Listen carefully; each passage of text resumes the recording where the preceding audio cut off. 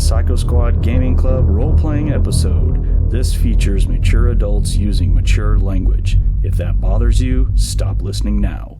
Enjoy our game and remember, alter reality on a regular basis. Greetings, gamers! This is the Psycho Squad Gaming Club. I'm your GM today, Mr. Martin. We're going to be hitting off with some Palladium fantasy, doing our Yin Sloth campaign, or what we have dubbed as our evil campaign, even though we have, Nick failed at being evil when he had the chance, but that's alright. Well, we'll figure it out. Whatever. You'll see. So, that evil in training thing. Yeah. So we're down some people today, and we got Greg that has joined us today too. He's got a new character he'll be explaining here in a bit. So, but that's all right. We're gonna treat the evil group as just one of those groups that we just take characters in and out and just play. We're not gonna NPC other missing people's characters. It gets annoying. So we'll just leave it at that. Maybe Lance will join a little later. I don't know. Brandon's out on vacation. Yeah, there we go. But before we get started, just to let you guys know that I received several comments and some direct messages and stuff on Discord about our group. Just seems that some people actually give a flying shit about who we are. Wow. Can't imagine why the hell they would think that, but, It helps to aim the missiles better when they fire. Yeah. Wow. I hope not. Yeah, I don't want that at all. Oh, look, my camera's acting up again. Oh, good. I'm just going to turn it off. Fuck it. Yeah. So we've had some people just ask about, who we are and how long we've been gaming together and stuff like that. So we was thinking, before we start gaming, we'll just kind of just wrap that out real quick.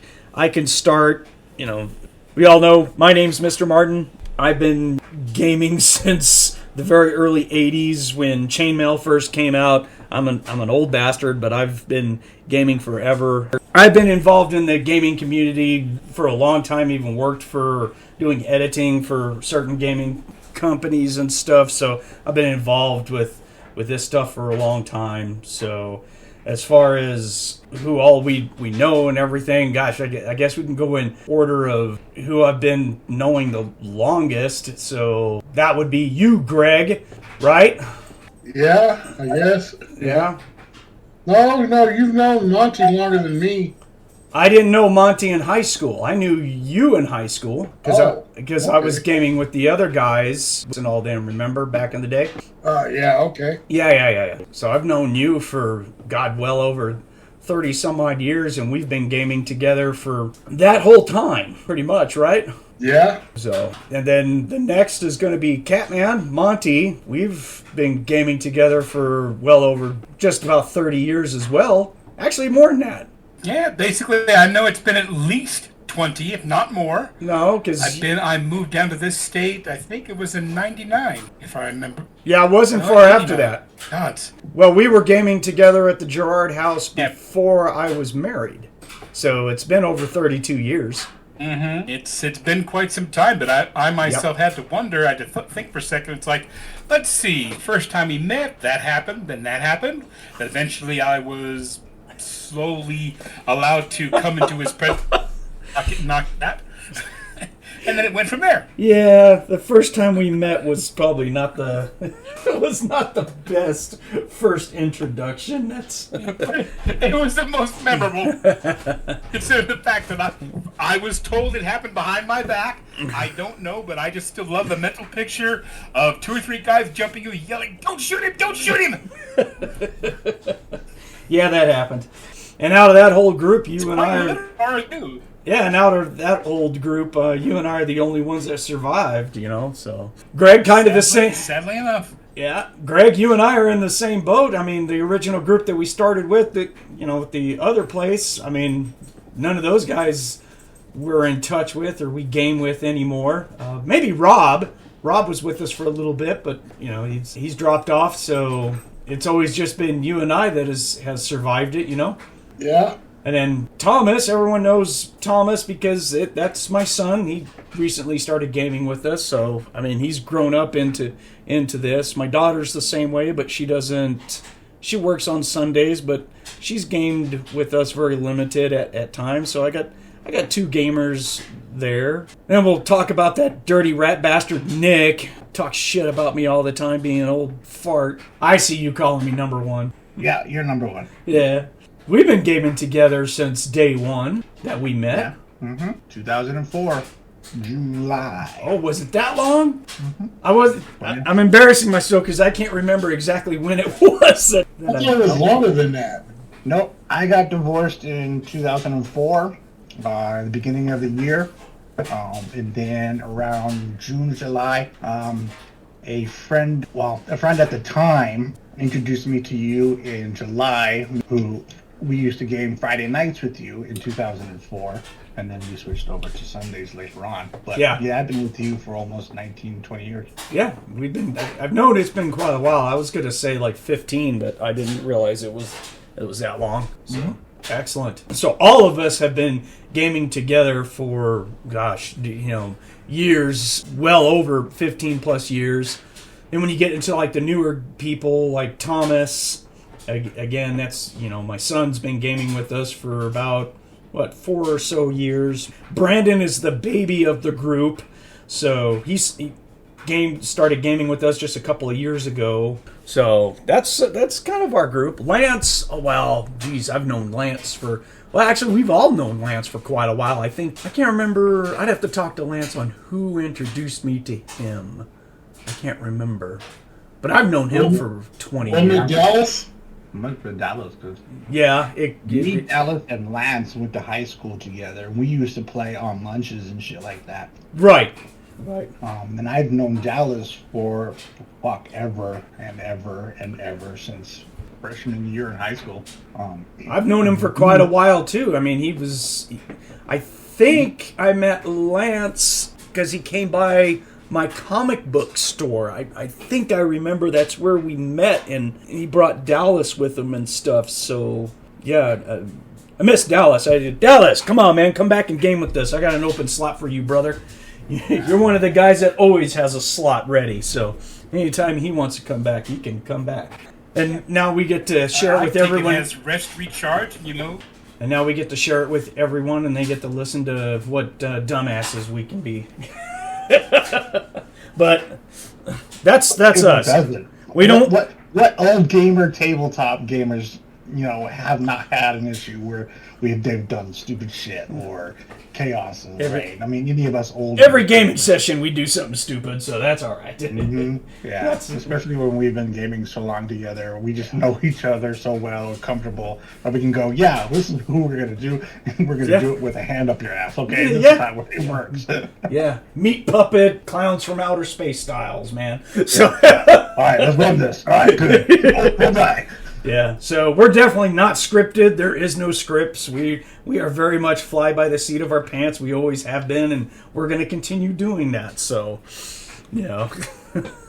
I have to edit these because we have a lot of stuff of either long periods of dead air, or we're doing something stupid that I feel is not relevant, or something like that. So, dogs barking in the background. Yeah, my dogs go off in the background like just happened a little bit ago.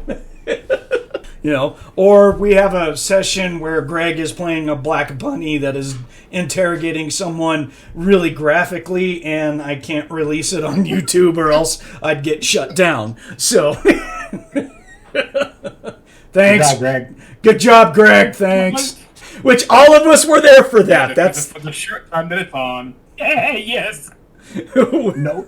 Well, I am probably the only one who never heard it, because I left to go to work. Because I just recently finished listening to the Fought podcast, and I realized that I was working that afternoons, and I had to leave you guys early, like every time. Oh, okay.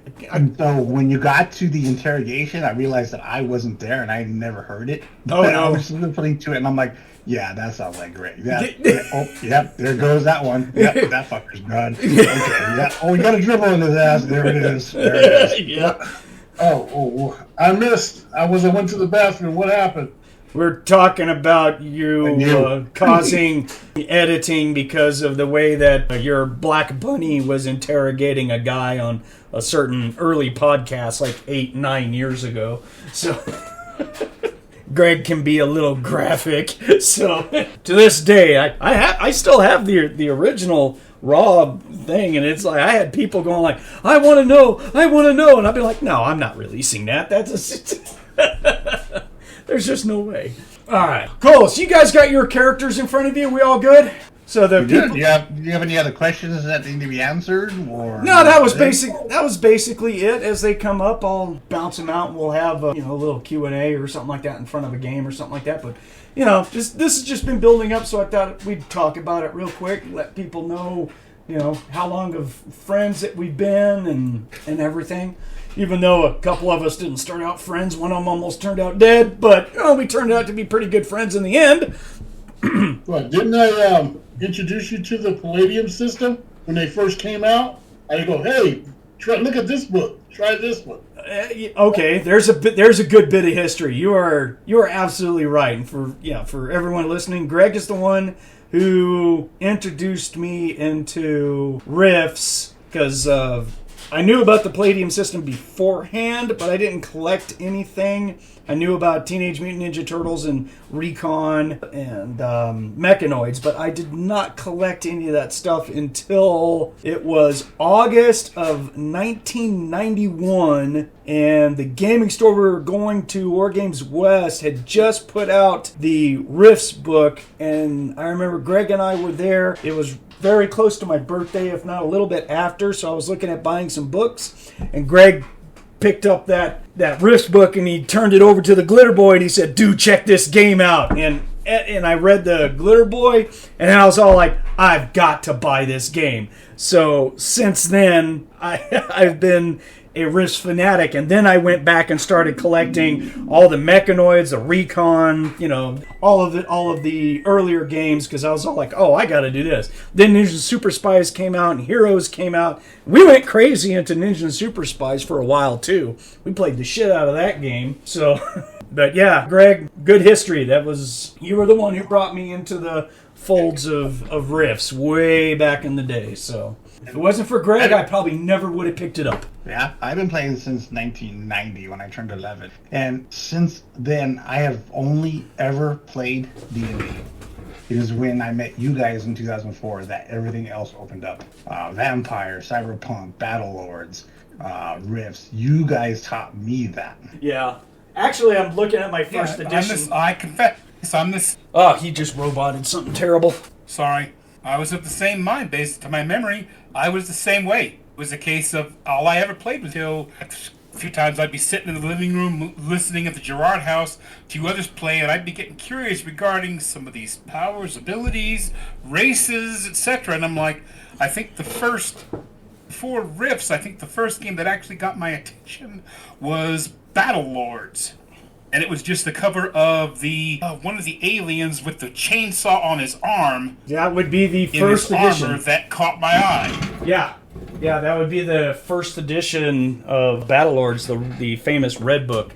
I have several copies of that. Yeah, we played that a lot when it first came out. That one was like, wow, it was the same thing with you with Rifts. It was like my eye, and that got me started. So there's an edit. It was not 1991, it was 1990, because that's when the first edition of the Rifts book came out. I just checked my first edition now, and I was like, oh god, did I just give the wrong date? So it was August of 1990 is when I got my first book. I even have the date written in the cover of my original book. Yes, I wrote inside all my gaming books. I probably shouldn't have, but I did. So, including all my... Mine. Yeah, including... That's how we found the ones that were stolen. Yeah.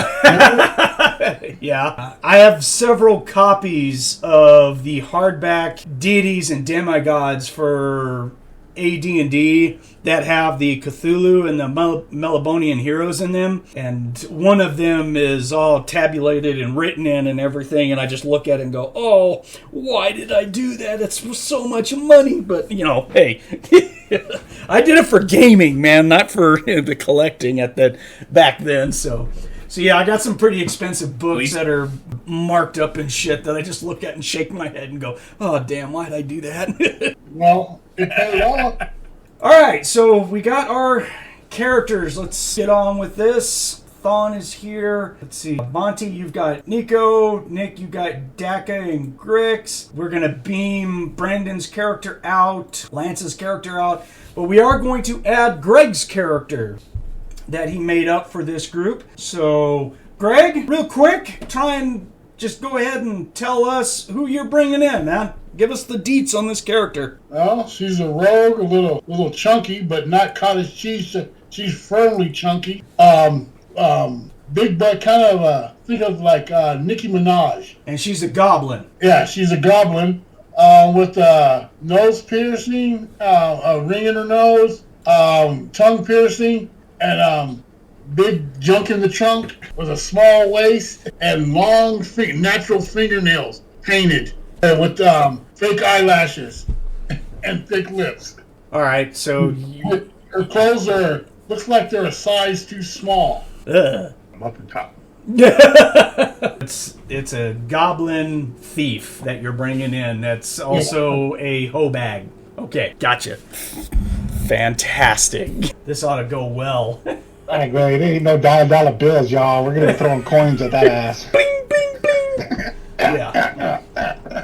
Says you. I'm keeping my coins. Are you guys doing the Howard Stern stuff? You know, throw some baloney and stuff? Yeah. And everything we throw at you, you're just gonna give back after mine real fast. Yeah. Oh, and this is our last recording for the year because it is officially it's Sunday, December 31st, so it is New Year's Eve. So everyone out in the gaming community, have a great new year. See what next year starts up with us. So let's see here. We got hired by a guy Tumas Narlak has hired us to guard a shipment that is going to a small trade town 200 miles north of Kaer Hanagoth. And Kaer Hanagoth is the main orc city that we are all from.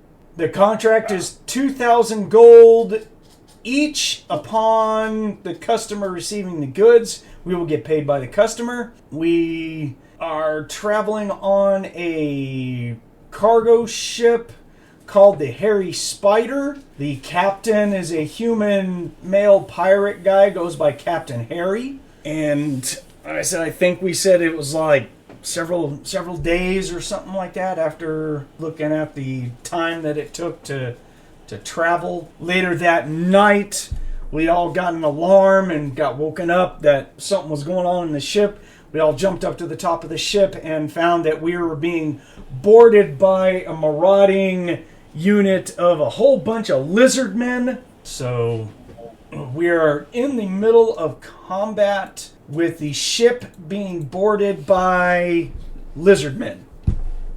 This is what's going on. So, Greg, you have an initiative bonus of +1. So go ahead and roll me your initiative so I can get you on the track. 20. All right. I know in your background, Greg, you rolled that you had a caravan, a merchant cart with a horse and everything. That's not on this ship. You had to leave that at the city. Okay. I wouldn't have brought it on the ship. Yeah. So take him out of the initiative. There you go. So we got everyone. He's going to be out. Krogark is out. There we go. Just adjusting the combat stuff. So, Greg, even though you're being dropped into combat, it's the top of attack 3. So you have, you're going to have to go off of as if you have spent 2 attacks already. So. Alright, so we got 4 lizard men that we're actively fighting. Thonn is on the deck. Nikko is up in the... You crawled all the way up to the crow's nest and you were having a guy that was shooting at you, but you just had the movement to get up to the crow's nest. Yep. Okay. So, and then Dakka, you were on the deck as well. Yeah. The deck itself, right there by the entranceway that goes down. Cool. And Grix, you told to stay down by the cargo and alert us if anyone makes it down there, basically, and we'll go down there. So Brandon's character will teleport out. Lance's character will teleport out.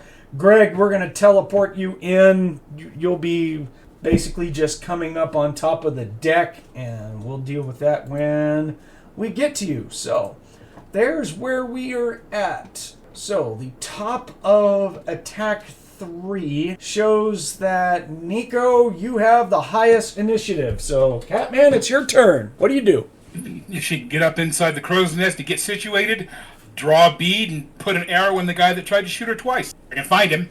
Yeah, that shouldn't be a problem. They have torches, even though it's nighttime, they have torches all over the boat just so people can see and stuff like that. Like I said, find him and give him a new shaft.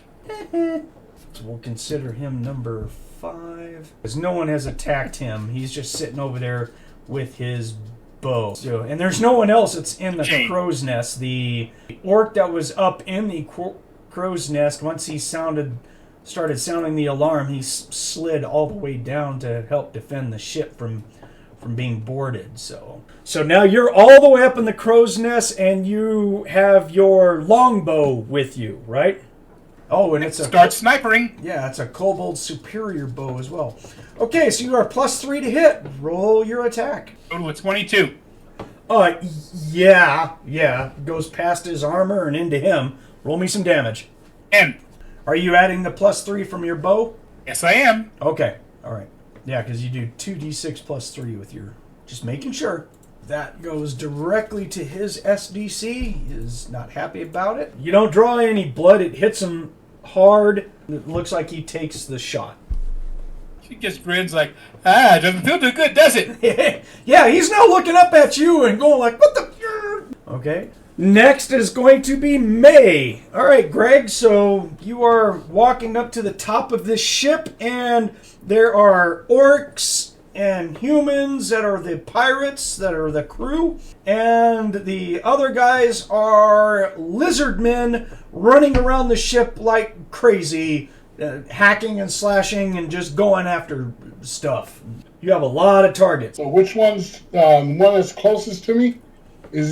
Could I get within hand-to-hand range? Easy, yes. Okay, now what do I have to do to entangle them? It says I must... So entangle is just a normal action. You have your bonus to strike to entangle, and if you are successful, make sure, I think they can try and parry a entanglement. So you're attempting to trap a weapon or arm. It takes 1 roll to entangle, and the other person must roll a dodge. Okay, so you can't parry an entanglement. You have to spend an attack to dodge. Okay, so you get to add your base strike bonus of +3 that you can do for the entanglement. Actually, you're trying to use your garrote, right? Right. Okay, so you get a +4 to strike. And if you entangle them and they don't dodge out of the way, then the next round you just do damage directly to their hit points with the garrote. Okay. So a D20 +4, right? Correct. Okay. If you're trying to jump on a guy that basically, like you said, jumping on him. Now, do you want to do this as a sneak attack? You can try and sneak attack him. Oh, yeah? Well, my fat ass is going to roll over to the side and... Okay. Well, then first, before you roll your attack, I need you to roll your prowl. Because if you successfully roll your prowl, they can't defend against it. Okay. Oh, we don't have the percentage set up for your prowl. Why is that? I thought I did everything for your character. Whoops. My bad. That's all right. We'll work it out. Prowl, 25, 30. You have a 40 base. Prowl. All right. Roll a percent. You want under 40. Oh, shit. 52. All right. It just means that they can try and defend themselves, and they don't lose the initiative. So okay. That's all. So now you can roll your D20 and add 4. Okay.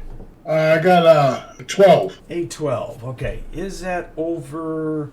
Oh, and your entanglement has to go over their AR for you to do that direct hit points. Okay. Yeah. So if they're wearing armor, you may not clear the armor and everything. So what is... Oh, yeah, you went over their AR because they're not wearing any sort of armor whatsoever. She's doing her fat thighs, and she's just going to vice grip his ass and ride him. I don't want to hear about your goblin riding anyone. Thank you very much. But I won't. So. Ooh, what's this goo on my shoulder? Let the weight do his job. Is she leaving snail trails on him? Oh. Hey, you guys are doing it. I'm not. It's your character. We know how you are. Character.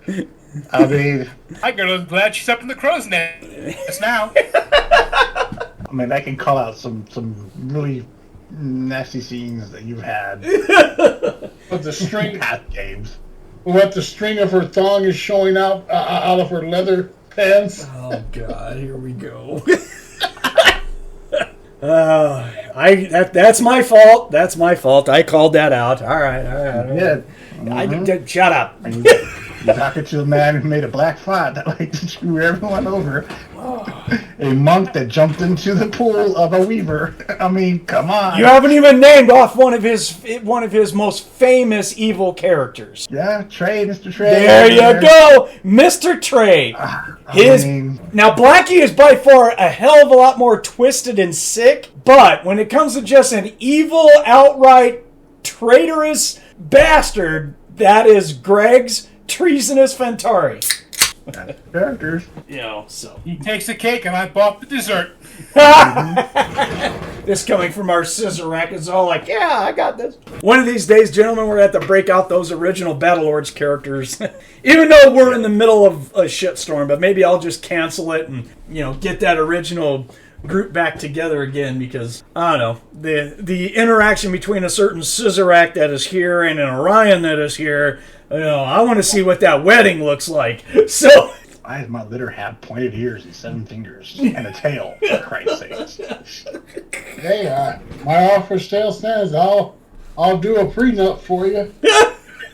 Now, I think Buck loves his Scissorak. I think I rolled that I enjoyed it. Like, I didn't care. You just don't like her ripping up all your fancy shirts because you have that fashion that you roll. When I buy my silk shirts that she just, takes them, rips them off, and uses them as part of her knapsack or whatever the case may be in her bed. That's where we draw lines. They smell like you, and she wants to she likes the smell of her Orion. Yeah. There it is. Uh-huh. Okay. All right, great. I got annoyed with you found her sleeping in your closet. It's like, get out of my closet. Yeah, we find Buck in the closet sucking his thumb all the time. I have no hair. Anyway. Didn't that happen in an episode where something freaky happened and she licked all the hair off of your character's body? We had made a joke about that because I had done the Battlelords off the body, not the head. 2 weeks ago when I was listening to it. The funniest part was when we came back from that huge 15-episode fight in the park on the city. Oh, yeah. When the first thing that she did was she grabbed the back of my neck and took me to her room, and the 2 Eridanis came out and went, oh, no. Sucks to be you, dude. Yeah, that'd be my Eridani and Dallas's Eridani. We were just all like, Wrath was looking at Dallas's Eridani going like, did you ever see anything like this before? He's like, nope, I don't see shit, Sensei. I'm over here. So... Yeah, and then we made a joke afterwards that she licked all my hair off and some shit like that. Oh goodness. Yeah, your body is now baby smooth. She coughed up a hairball. Mm-hmm. Oh goodness. I've never had forced debilitation of that particular nature. It was a unique experience. Yeah. Anyway. Yeah. Okay, Greg, you rolled over their AR, so you are able to wrap your slut legs around his neck and get the garrote around him, and he doesn't take any damage this turn, but you're set up to do damage to him next turn, or next round. Is your garage like your thong or what? Yes. That's... You guys are making the jokes on her. I mean, where did she pull that from? Oh, you don't want to know. It's bedazzled, too. So... Wow. Wow. All right. it's a Barbie pink bra. Oh, God. It's dyed leather. All right, moving on, please. Oh, my goodness gracious. We haven't even got the second person yet. Segue. Sequence on it. Segue number 5. Two. See her reading with her gold teeth, with her 2 gold teeth. I'm fucking drinking here. Okay. Get my shit out. All right. This is why we're so fucked up. It's shit like this. Oh. I drink my soda. Yeah. Oh, goodness. I'm not editing any of that out, by the way. No, you shouldn't. Nah. Okay, Dakka, take us home, man. What do you got? Is it my turn? we Yeah. The thong long over there. Yeah, I'm actually going to try and run the game now or something. Okay. You have 3 attacks, right? I do have 3 Okay. attacks. Go for it. Alright. Is there a location on the deck where there's at least 2 lizard men within 6 feet? Oh, easily. Alright, I am going to use Pyrokinesis super ability psionic and create me a 6-foot wall between the 2 of them. On top of them. Literally. Oh, okay. And this is Super Psionics? On page 178, it is number 5 on Pyrokinesis, create flame. I can create a 8-foot pillar or a 6-foot long wall, in which case the wall does 66 and the pillar does 5d. Okay, so you do know that we're on a wooden boat. There. Okay. I'm I can just extinguish it next round. So I mean, okay. I'm just saying we are on a wooden boat. So fully aware. okay, cool. They should get a save of some sort. Doesn't even say a save. Yeah. Typically, you don't have stuff that just does automatic damage. You have to have some sort of thing. But they don't know what's coming. You can't dodge it. Yeah, and it's not affecting them. So, yeah, I'll just have to go with it as written, where they just take the... I guess they just take the damage. I'm not so sure. I mean, yeah. Because how would you regulate that if someone was in armor... that their armor may save them from the fire damage? You have no way of mitigating that. It's kind of weird. I would have said a dodge, but as you pointed out, they don't know what's coming. Yeah. Okay. Well, I'm not gonna really harp on this for too much. I'm good with that. All right. So go ahead and roll damage against 2 of them. I'll apply it past their... See, the thing is, they have a natural AR, and how do we know that... See, that's my... You see where I'm going with that? Yeah. That creates... It doesn't have anything on there about that you should or do anything about adding an attack to make sure that you go over their AR. So I really think that's what is the big one. So, because a strike roll sets up how well you put it on there. Plus... it also gives you a chance for a critical hit, which I would allow. It also means that if you roll a 1, that could be a critical failure, and you set like the whole boat on fire accidentally. Something like that. I'm going to rule that I'd like for you to make a normal hand-to-hand strike to put this into position, and also it sets up whether you bypass their AR. Okay? So, and you don't have a bonus to strike. So, but bonus for... How does a psionicist not have any bonuses for save versus psionics? Good grief. That's like really messed up. What the heck is that? Oh. Okay. All right, so let's just go with a straight D20. D20. Yeah, just roll me a D. All right. I'll probably adjust that bonus a little later. I'll have to give you a bonus due to your psionic abilities. 12. But the thing is, you don't have a strike, parry, dodge off your physical prowess or anything, so that really is what sets it up. But 12 beats their AR, so now you can roll damage, sir. You put it in a spot to where it will affect them. Ooh, daddy like it. Is this in the middle section on the main deck, or is it up on either of the top? Well, actually, there's only one raised section that's at the forward part. The aft part is still level all the way. So is this going to be wherever the guys are at? I mean, if they're sitting on the deck, on the forehand, or on the bow behind me. Okay. I don't know where this entrance is that goes down below. I would assume it's below the it's in the middle. Wheel. Yeah, the wheel is up top, basically. Right, yes. so the wheel is back behind me on the top deck. I think I said I went 4 when you asked us which way we were going on the last episode. Right. So I'm in the front, towards the front of the deck. So it's going to be, I think you got up to the ladder, if not, or the stairs, or not started going up a bit. Everything. Mm-hmm. So basically, this is going to be up in the 4 area. Mm-hmm. Okay, good enough. And I just picked 2 random lizards that are way close together and go. Yep. Yeah. They're crawling over the sides, and you're just all like, "You guys look like you're about to have a bad day." So, 23 points of fire. 23. Excellent. Okay. Do they have anything on them that? No, they don't wear clothes. They have a natural AR, and because they're aquatic nature and everything, they do not. They don't wear anything. Maybe some sort of loincloth or something like that. But no. They're naked. They're naked lizard men. They have like swords and their weapons and stuff. So that's definitely gonna cause some issues. But we'll get there. We'll get there in a minute.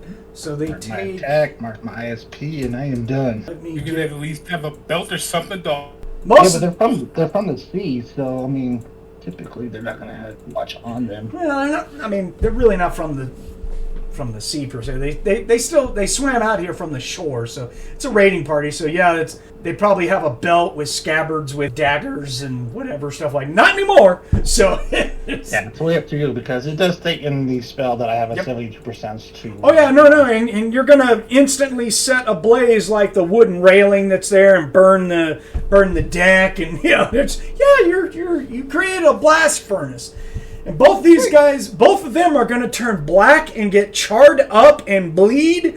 And you did hit points and damage, and they're just all like, "Oh my god, I need Bactine now!" So, no rub. There'll be none of that. Oh, actually, there is a lizard that was walked up and was fighting you, but it's still, you just psionically lit those guys up on fire. So, on fire. Oh, both of them don't like that at all. Okay, so next is Thonn. That's my guy. My monk. He was just punching and kicking stuff. Was I already on someone? Thonn. Yes, I was. Oh, that guy took a whole lot of damage too. He's very close to dead. So I'm going to do what I can to kick him really hard overboard. But the big thing is that I'm just kicking him right in the face. Just like, you look like you need to be kicked. So he only has a +1 to hit. And he gets a 15 total. It will try and parry because it actually has a sword. And it gets a 9. Not enough. So it gets kicked. I go over their natural AR. So the kick is 1d6 because it's... Oh, I should have used my staff. But anyways, that was good. So 1d6 plus 17. Jesus Christ. Oh, I forgot. This guy is like Brock Lesnar of the orcs. I forgot there. So, Max. Rolled a 6. Oh, he kills this guy. This guy breaks in half when I kick him in the chest. There's just a loud crunching, and his whole body just folds around my foot, and he just kind of like plop, falls over dead, slides off, goes into the drink. He's done. Take him off. He's out. Next is the lizard men. How many attacks do they have? Do do do do do do do do do do do do do. So this is raid. Okay, so they do have a third attack. So let's go. Generally, I'm just going to give a general roll for the fighting that's up on here. How they do. Oh, they're doing pretty good. The crew is not doing so well. So there's some crew members that are getting slashed up and beat up and all kinds of stuff. It looks like the lizard men who are not engaged are making a fight over this. They're doing pretty good. That lizard man there is going to roll up on Thonn. Oh, he's got a sword. He's gonna slash at Thonn with it. He's gonna get a total of a 16. That's annoying. Well, I've got my quarterstaff out. I got a +5 to parry. And only get a 13, so he bitch slaps me. And that's over my armor rating of 10. So, great. He's actually going to do damage to me. Oh, I didn't write down the damage of his sword. Get up here. Woo. So it's going to be 2d4. And he's at +1. So he's going to do 6 points of damage to my SDC. Take it. I can take it. I'm a tough orc. He's like, hey, you hit me. Good for you. Now I'm gonna throw you overboard. It's just because Brandon's not here. For the wall. For the wall. Yeah, he'll appreciate that. For the wall. For the wall. I see him online, so. There you go. I told him in Discord. For the wall! For the wall. For the wall. He can do the really deep voice. I can't do it as deep as he does. He's pretty good at it. Okay, so I got slash. So number 3 doesn't... Goblin number 2 just got turned into goopy bits.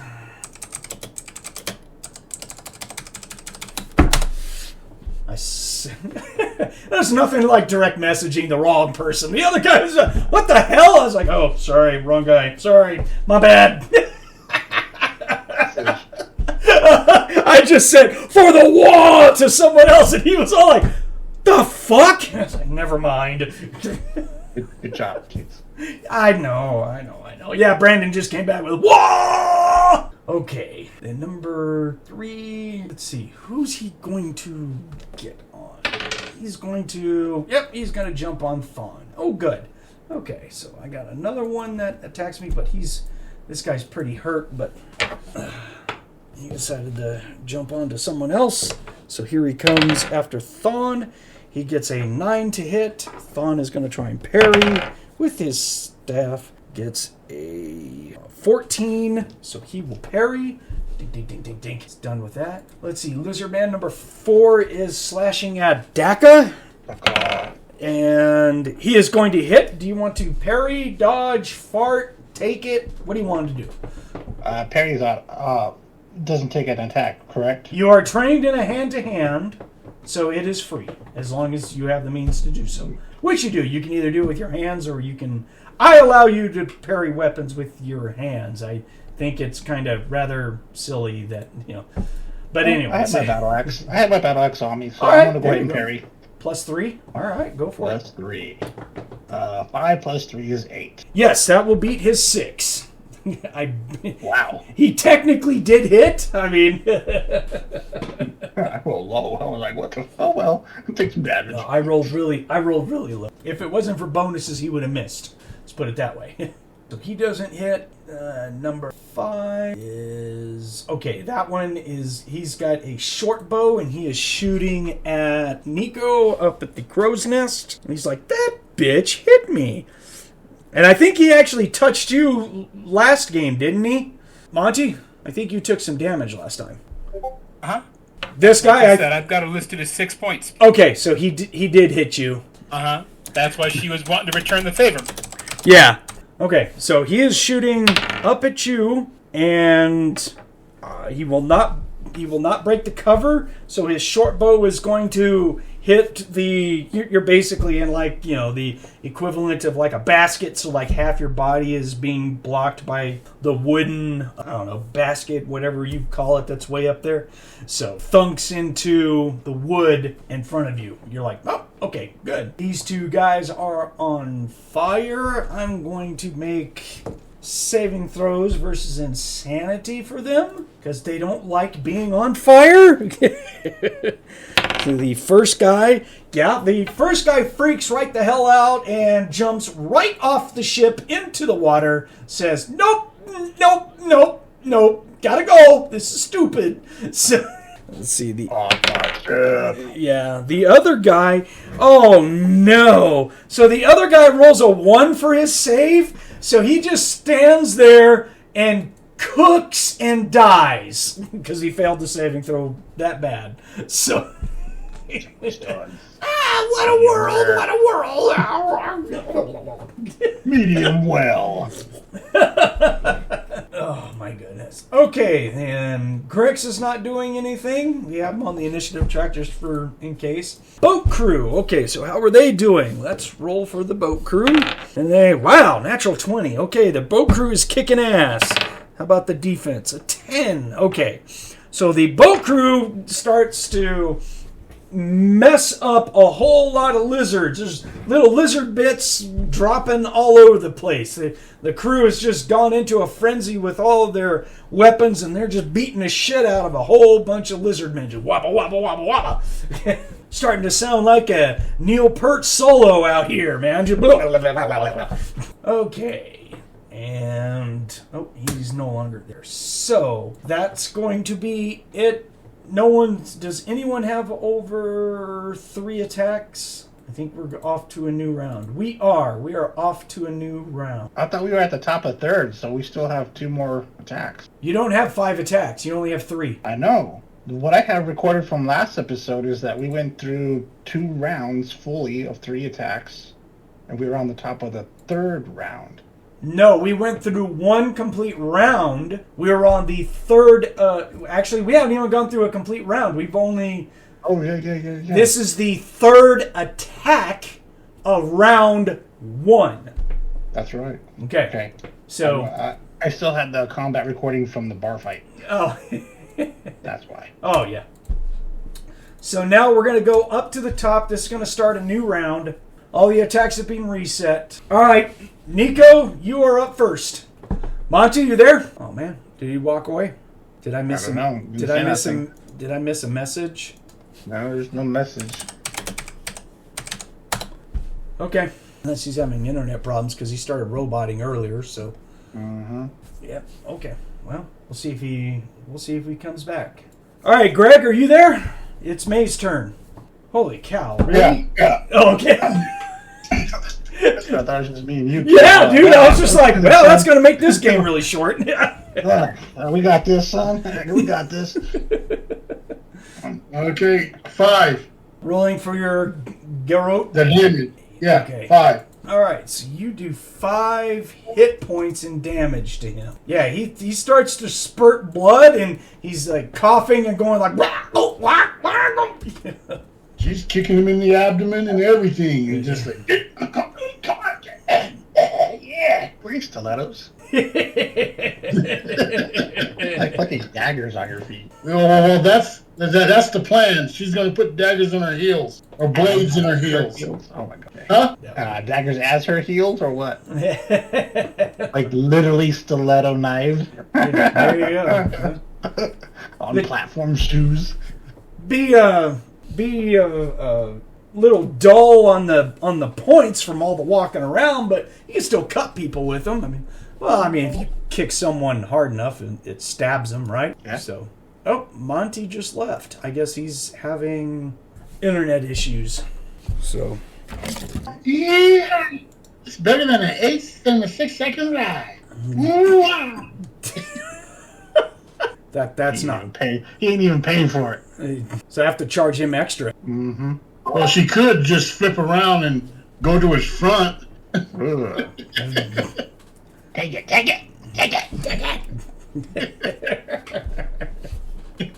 Squeeze my thigh. Okay, so that guy just took hit points of damage. He is not doing well. Sorry about that, guys. I had to reboot. It wasn't fast enough. Now it's working better. Okay. Well, we'll go back to your attack then. All right, then. So got that one idiot down there that is still giving grief. Yep. Shoot him back. Okay, roll it. Okay. Plus that. Total of 16. That'll hit. And goes over his armor. So. Another 10 points, 4, 3, and 3. So this arrow is going to stick in him and draw a little bit of blood. Not that with little, we want more. We want a lot more. Yes. Dakka, it is your turn, sir. You said there was a lizard man right in front of me? Yes, there is. I am golf swinging with my battle axe. Okay. Into this guy. Okay. And you still have your fire that's going, because that has a duration, right? It does, and I don't care. Oh, okay. All right. Damn. You're like, don't have a boat that can be set on fire, you jerk. It'll take a long time for this whole thing to go over a blade. Yeah. Well, it actually says the duration varies, so... Can I set a duration? Oh, it lasts for 2 minutes per level of experience. Oh, yeah. It'll be fine. It'll be fine. It's okay. Don't worry about it. It's just your boat going up in flames. It's all right. Don't worry about it. There's waves all over. It'll... waves like the... Yeah. The spray from the ocean can extinguish. Yeah. Boats don't burn up at all. Yeah. Yeah. Isn't it raining? No, it's not raining. All right, so you're gonna do a golf swing on this guy. Yes, I do. Okay. +2. Yes, sir. Go for it. 15 plus 2 is 17 total. Ooh, okay. He's gonna try and parry with his what looks like it's kind of like a short sword type. Gets a +2. He gets a 4. Wow. And that's definitely over his his natural AR, so you're doing damage directly to his... Good God, that's a lot of damage. 7 is 21. And this guy was bleeding before. He actually took some damage. So. Yeah, I think I hit him before. Yeah. He's out of SDC, and you're doing hit points. Okay, you murder this guy. Chop him in half. Sounds good. Attack, and I'm good. Yep. Dakka. Then next is going to be Thonn. I've got 2 guys on me, so I'm going to use my quarterstaff and put it in this guy's forehead. I'm going to use my power strike because it doesn't cost anything extra. It's just if I roll an 18 or higher, then I get extra damage, and then they get penalties assigned to them. So I want to call my stick fighting. So bonus with my quarterstaff is a +3. All right. And, that would have been nice if it was an 18, but it's not. It's an 8. So he gets an 11, and he's going to try and parry, and he gets a 10 to parry. Woohoo!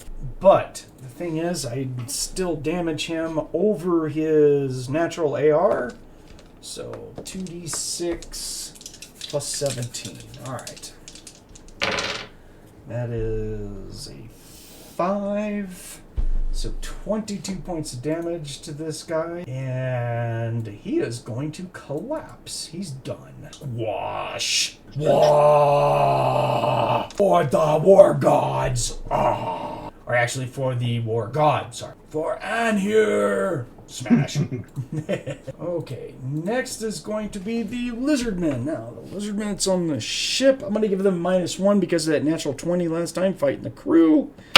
So they get an 8. That turns into a 7. The crew is fighting back defensively. They get a 9. So kind of like a stalemate. They're just beating on each other. Nothing big that's going on there. Grix is still down there. Boat crew. Let's see how they're doing. They get a 17. The Lizardmen get a 15. So yeah, they're just fighting each other like crazy. So that's attack 1. Back up to the top for attack 2. Monte, Nikko is up. On that target and shoot him again. Okay. Go for it. This guy's annoying that he's still standing. He missed. 3 on the dice. Total of 6. I think 1 through 4 misses anyway. At distance. You know, I didn't look it up on here. I know I run it off of Rifts, where distance, any sort of ranged attack is an 8. But in Palladium Fantasy, I can't remember if it was different. Yeah, it's from very early rules. Oh, goodness. Okay, so it's just naturally, the natural AR is a 4. So if you got a 6, it is still technically a hit. Okay, I wasn't sure if it was or not. So yes, your bow will still hit, and he's not going to attempt to parry. Well, he's not going to attempt to dodge or parry it because he doesn't enjoy the -10. So, and he'd rather hit. Go ahead and roll your damage. Great. Is he still alive? I have not heard damage. 11. 11. That goes straight to hit points. And unfortunately, he is still alive. Yes. He's 3 arrows in him and he's still lit. Well, actually, only 2 arrows did hit points and damage. But yeah, he's got another arrow that is stuck in him. It doesn't help that he rolled 10. It's still one of those. Damn it! Already. Yeah, he's in his hit points by far. That one hurt him. He's like, oh, felt that. Yep, felt that. So, okay, Greg, May is up next. Okay. You're just rolling damage again? Yep. Go for it. 5. Yeah. Okay. He's taking hit points. He's bleeding even more as he's like flailing around, going like, ah! So, give me all your gold for this ride, you jerk. Okay, Dakka, up to you, buddy. Any more near me? You're up on top. Yeah, there's like 2 more lizards that are fighting with some crew around the main wheel that's up there. So if you want to go help them out, you definitely can. If you want to run up and take a swing at them, go for it. Sure. I mean, I can use those, but okay, I'm gonna go ahead and walk up and overhand slash with my battle axe to one of the guys that the crewman is on. Okay, roll it. 11 plus 2 is 13. Yeah, that will hit. You roll his parry, and he gets an 8 for a parry. Roll damage on that big ol' axe. That is 24. 24. Okay, well, you do hit points on him, and he has no SDC. So as soon as you come in there and slash him, this lizard bleeds. He's like, oh God, oh, holy crap. So, yeah. He is hurt. Yeah, you slash the crap out of him. Okay, Thonn is next. Our Discord ping. Did Monte drop out? No, I dropped in. Oh, Lance! Oh, there he is. Hey, what's going on there, dude? Doing pretty good. Yeah, right on, man. Are you jumping in to play, or are you just hanging out? I am. Oh, okay. Initiative, dirty 20. Okay, let me get you in there. Puff of smoke from the opening to the lower decks. He runs up. I'm here. I'm here, guys. Stops. Look, it's another. Yeah. All the lizards look. It's got an orange vest. Oh, great, another in. Thanks. God damn it! Just what we need. Another orange vester. Shit. Okay, I'll. Guy leans over the railing. We need to get out here. As he yells into the ocean. Well, perfect timing. If you want, we're in attack 2 of round 2, so you've basically spent. I'll have to bring you in with 1 attack down. So, but if you want to go ahead and take your turn before I go over to Thonn, you can. The guy who you were fighting last time I moved him on, but he just got kicked in half by Thonn. So you're standing there on the deck, and you got no lizards that are actively on you at this time. A second or two. All right, so we're still continuing from the middle of combat from last one? Absolutely, but we're like through a round now. That's fine. Yeah, we played through a round. And on top of the foredeck where the wheel is, there is a big wall of fire actively burning. Magical. No, it's not. Well, No, it's not magical. It's just a big pillar of fire that just got created out of nowhere. It burned up a couple of little lizards. Okay, is there any bigger little lizards? Anyone who could be casting? No. When it was created, you didn't sense that any magic went off, which would suggest that maybe it was the Mind Mage who did it, would be your next thing, which it was. So, but it well, wasn't. I'm just going to have to find a lizard and hit it with my Volg. Oh, Jesus Christ. Okay, yeah, that won't be a problem. You can find a lizard that's there. Oh, and I will point out that there is a new character that's in our group. Greg made up a female goblin that is a thief, and she has her legs wrapped around the neck of a lizard man, and she's using a garrote to try and pull his head off with. So, Greg's character has her legs wrapped around the neck of a lizard man. Look, his kinks are his problem. I'm over here.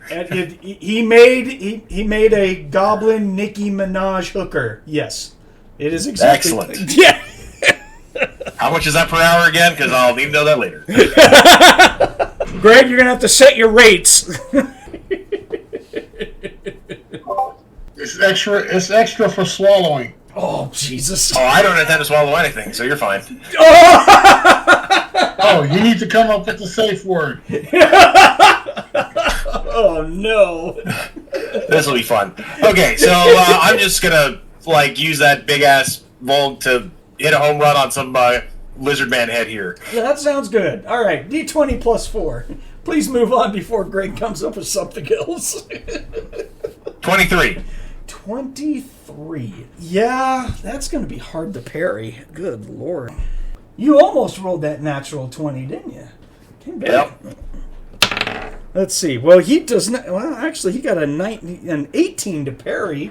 Rolled high, but not good. Not good enough. All right. 28 damage.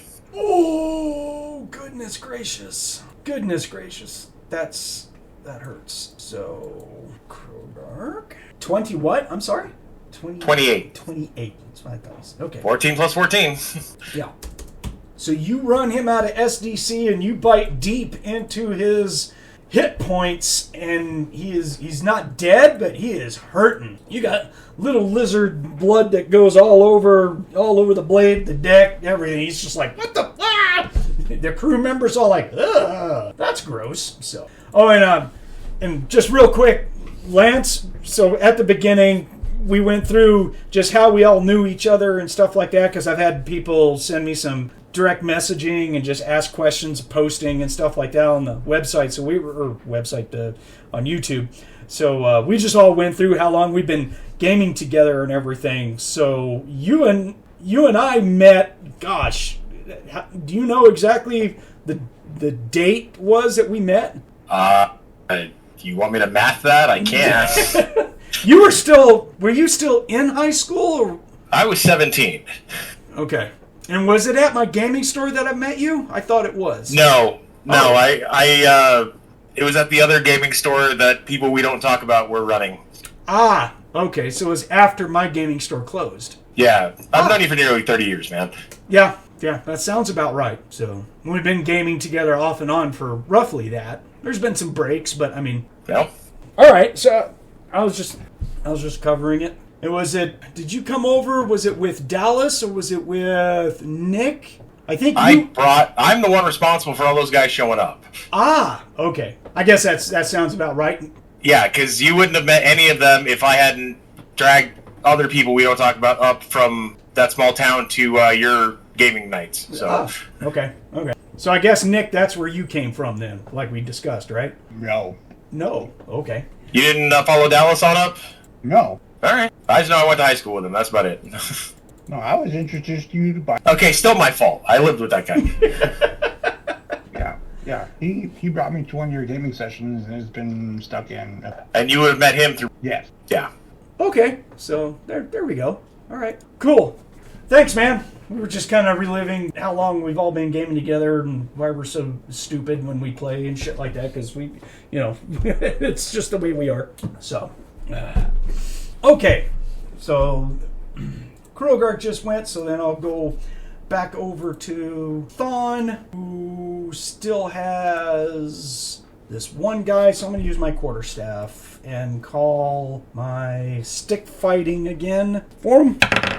And, that's going to be close. Quarterstaff is +3. Oh, that's a 17. So close, so close. Almost got the stick fighting on him. All right, and this guy gets a 9 to parry, so he doesn't quite make it. So 2d6 plus 17. I think I'm going to kill this guy, so that's 10. 27 damage. Ouch. And that's going to thump. So he's going to put his stick right in the side of his neck, and his head's going to snap and look impossibly weird at an angle, and he's just going to drop. Ka-thunk. Wah! That looks like Monte dropping. Yeah, he's been having issues today. Some Sundays he does, some Sundays he doesn't. This is just one of the days that he's having issues, I guess. Next is going to be the Lizardmen. How are they going to fare? They're not at -1 anymore because no one gained any advantage. So they get a 14. The crew gets a 1. Oh, wow. So we lose some crew. And the Lizardmen start to take the advantage just a little bit that are left on here. That sounds cool. Grix is still down there, so now we'll roll for the boat crew, which they get a natural 20. Uh-oh, here we go. They might be taking that back. And then the Lizardmen roll a 1. So I roll a 1, then a natural 20, then a 1. Wow, that's a great progression of dice there. Aren't you guys glad that's not on you? Well, at least not the natural 20, I guess. Yes, very glad. Yeah. So the crew is starting to thin out these lizards. Something terrible. Awesome. So we're going to go up to attack 3 of round 2. Monte drops, so we'll come back to him if he's able to get back on. Oh, there he is. Yeah, sounds like he's back. Damn stupid system crap. It's all right, dude. It's all right. Frustrating attack. It's perfect timing because it's Nikko's attack. But this is the 3rd attack, and you only have a rate of fire 2 with your longbow. So even though you have 3 attacks, you can't attack with your longbow right now. So either you can look at him or move or do something else if you want to. You just can't use your bow. Any chance of the cannonball up here with me? A what? Any chance of the cannonball up here? No, they don't have any. No, they don't have anything like no. And they call this merch. You're in the crow's nest. Yeah. Trying to roll cosmic ship to get a large, heavy object. I failed. Summon ship cannon. They don't even have cannons on this ship. So anything from you, you're just gonna kind of look around. See about picking my target. Like, okay, I'm gonna shoot at somebody here soon. Well, they're still that same guy. You're just looking at him. Going like, you, buddy. Yeah. You, buddy. I'm going to shoot you. Okay, Greg, it is May's turn. You're up. 6 this time. Oh, God. Okay, so you draw... His head is just about close to coming off. He is bleeding. He's thrashing around, spurting all over the place. He's like, oh. I did all the Lizardmen, but I didn't do the Lizardmen that you guys were fighting. Son of a bitch. That was my fault. I think that's like twice I've skipped the Lizardmen on my combat track. That's awesome. Anyways. You get deep rap this morning? Yeah. Well, I mean, if you guys really want me to go through 2 attacks I've missed, I'll roll them against you guys. So you can just accept that the DM is skipping shit. The DM is right. Don't worry about it. Yeah. It's my fault, so I'm not going to go back and change it. Cindy's going to be like, I'm going to launch a complaint about this guy. I've missed 2 opportunities for this guy to get this hooker off his neck, but, I keep skipping my guys on the combat track. Okay, so... I'm wrong! May does a whole bunch more hit points of damage to this guy, and he is gurgling and thrashing like crazy. All right, Lance, Krogark is up. You said I was you're out of action attack. on this round, right? So I only had 2. Yeah, you're out of attack, so never mind, my bad. All right, Dakka. I will use my 3rd attack to extinguish the flame on this deck. But you still have lizards running around. You have a big axe in your hand. Don't care. Oh. They don't put me a threat. Vampire does. Wait, there's a vampire here? Vampire. Oh, vampire. Nope, I go ahead and extinguish the flame. That way I won't have to worry about it. Cost me 4 points. I can do a 15-foot radius. Does it actually do an attack to extinguish it? It does. Does it? Fortunately. Yeah, it costs 4 ISP. Oh, that's right, because you actually have to do the extinguish flame. I see what you're talking about. Okay, yep. So it automatically goes out, though, right? There's no percentage or anything? Okay, so you just, like, reach out and boosh. And so the ship is no longer has a wall of fire, although there is remnants of some fire that is active on the railing, the wooden railing and stuff, kind of doing some smoldering, some light burning, but not like an inferno or anything. You could blow it out, like our goblin hooker could blow it out. She's really good at that, I hear. Isn't that more of sucking? Yeah. Open up your legs. You got enough dust here. It's more passing wind. Oh, okay. Ew. Actually, that's more flammable. It's methane, guys. And there's your diet. Foosh! Alright. Okay, so Dakka does that. Thonn's got 3 attacks. I'm going to find me another lizard. I'm on the deck, so I'm going to go help the crew out beat on another lizard. Come here, lizard boy. Calling the power strike. And, I get a 7. That's technically a hit. This guy will try and parry. And he gets a 9. So he actually parries me. As I rolled pitifully. He's like, no! Dink, dink, dink, dink. He parries me. Alright, so Lizardman number 2 is going to continue to attack Dakka. And he is going to hit you, Dakka. You want to roll? Yeah, roll your parry, please. 5 plus 3 is 8. Okay, his 21 slams into you. You're like, really? Really? I was distracted with this fire. Yeah. How dare you? So he's actually gonna bypass the AR of your armor, and he's gonna do SDC damage to you. And whoops, wrong die. +1. So he'll do 8 SDC to you. You pretty much take that in stride, though. You've got lots of SDC. Yeah. So he actually gets past your armor and slashes you with the sword, and causes a rough red line across your leg. You're like, really, dude? Come on, man. You will die. Krogark, you got one that you just slashed. He's going to try and hit you back. And he rolls a 1. That's good. Let's get out the lovely tables. Ta-da! And Lance, I have all my dice set up on your new trays. This makes it actually very easy to grab dice. It's rather nice, dude. Thank you very much for that. Nice. I'll as soon as I start listing those on Etsy, you can include them. Pimp that out. Yeah. Hell yeah, dude. You let me know, man. 1. So he is going to slam his sword into the railing so bad that it bends at like a 45-degree angle in the middle of the blade on the flat side. He's like, bang! He just kind of looks at it like, wow, damn. You're not impressed, basically. All right. Okay, this guy wants to shoot his bow at Nikko, but he doesn't have the rate of fire, so skip him. And this one that's getting his head chopped off by May, he is going to roll his dodge. That's what it takes to get out of an entangle. So he has to roll a dodge. It takes 1 roll to entangle, right. Okay, so he has to roll a dodge versus the original entangle. Oh, gosh. It's been a... Greg, what did you originally roll to hit this guy? Does anyone remember? Oh, it was a 16. Was it? Okay. Thank you, Monte. I guess Greg stepped away. I'm sorry, I was sitting up there talking. I had it off. Oh, fucking mute. Dumbass.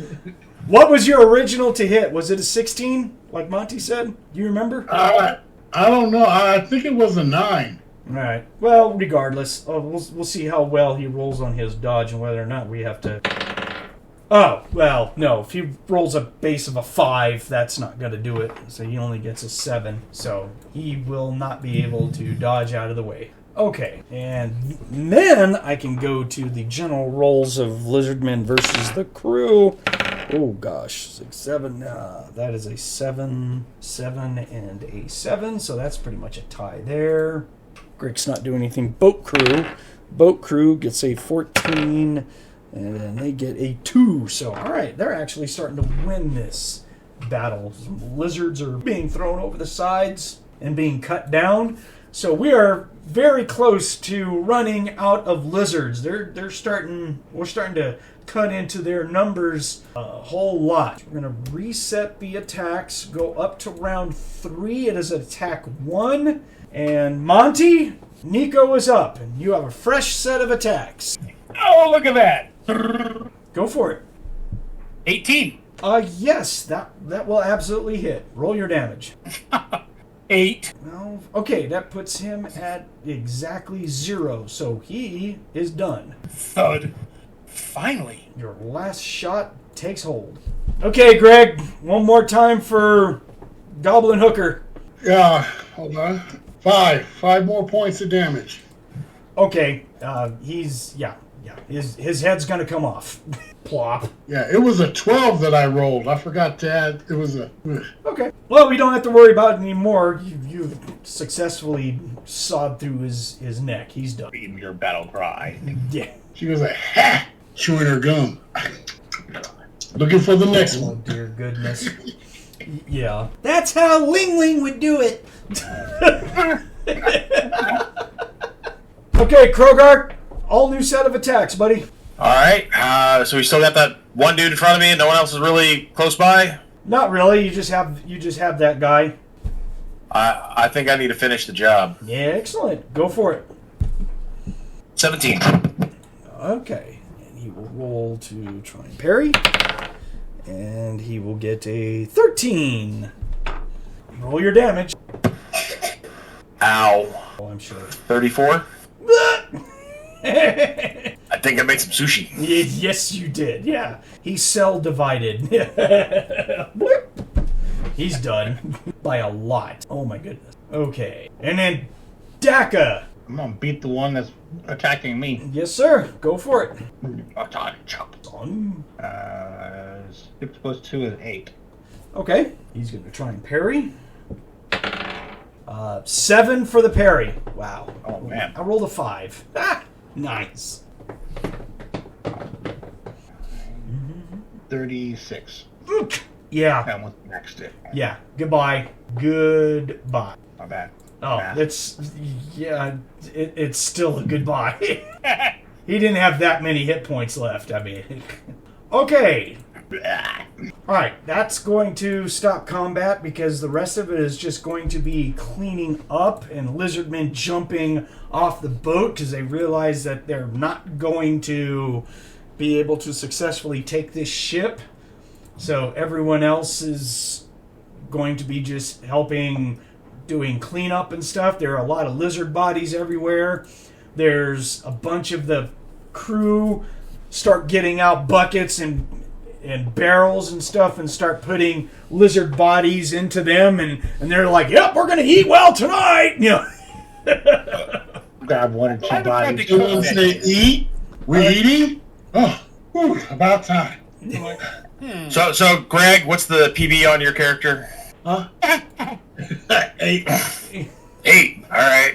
I'm gonna walk over, grab some of that gore from that lizard, kind of smear it a little bit on the chest, and be like, "You can lick it." I got a PB of 17. I'm damn good looking. Wow. Well, just I didn't know any better. You trying to hit on me? You No, I'm just trying to put you to work. I'm just trying to put your kids through college. put me to work, honey. You don't know half of it. He gets paid by the hour. So do I. Well, I was gonna charge by the lick. Wow. Charging her for the... Oh, that's cute. Yeah. And he's only, 10 and a half feet tall and like 400 pounds of ogre, so yeah. A damn sexy ogre. Yeah, okay, I'll let him describe himself as that. I don't look at him that way, but... That's going to linger for a while. Yeah, she's got the laced up on the sides of her leather pants. Oh, God. And her top low cut. Everything's a little tight and small on her. So how much do I got to pay you to get you to wear a burqa? Oh, goodness. No mind, I'm trying to stretch my arrows. Woo! Woo! Okay, so the crew lost a total of 3 members, but the captain is up there. He's putting away his longsword, and longsword is black, and it looks very nice. And Krogark, you recognize enchantment and magic. You realize that the captain's longsword is definitely magical in nature. Nice. Yeah. So he's in charge. Yeah.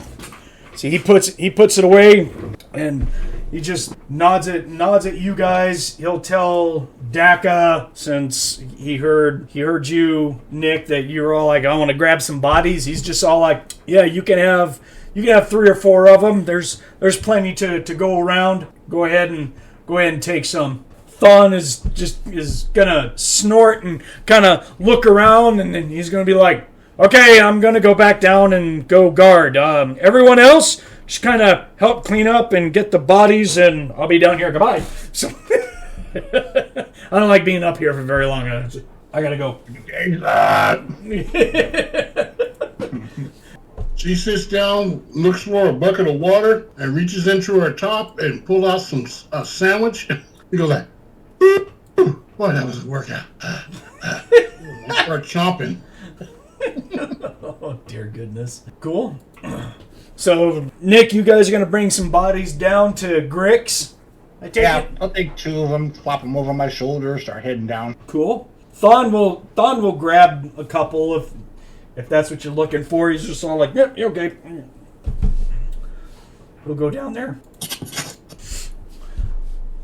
It's one of those cases of, let's see if it tastes like chicken after it's cooked. Why, Nick, why don't you, in the meantime, go ahead and roll for Grix. Roll the skin and prepare hides, just, to see how well he does cutting these guys up. And then go ahead and roll your cooking. Come on, Daddy needs in the back. It really doesn't matter. I mean, it's all going to cook the same. I just wanted to see how he cuts them up. Okay, gonna prepare hides. I got a 67, so I'm over. So he kind of butchers them quite, well, whatever. I've never touched this one before. It's kind of like, if you ever seen someone given a whole chicken and they're told to cut it up, but that they have no idea how to carve up a chicken. It looks like that. It's pretty torn up, but Grix just looks at Dakka like, are you fucking kidding me? Yeah. just whips out a big old meat cleaver and just all like, wacka, wacka, wacka, wacka, wacka. You're like, well, all right, I guess that's good. I got it. I got it. All right, cook professional. Come on, Daddy. 49 out of 50%. Just under. Oh! Well, I mean, even though he butchered it to death, it still tastes good, right? He's never had it before. He's never done this before. Yeah. So he just never tried it either. He just went after something. He just went after something simple and just made it up like the equivalent of a stew. He's just like, just throw some shit in there with some water. Just think of that. He makes like a lizard man stew with potatoes and carrots and shit. All right. Monte, you can roll your skin and prepare animal hides for Nikko if you want. You're not helping. This is just to see whether or not you're like, dude. I'm going to try this. See, that's an idea. Like, watched him mutilate. It's like, I think I can do better. Roll it. 14. Oh, yeah. You're just all like... 52. Yeah, you're just all like, that's one way. Yeah, okay. Hurry, you teach me. Hurry. You're thinking, if I had a fire, I could make some decent kebabs. But unfortunately, we're going to have to wait till we get on shore for that one. Kebabs? She comes bouncing down the stairs. Some smell good. What you got?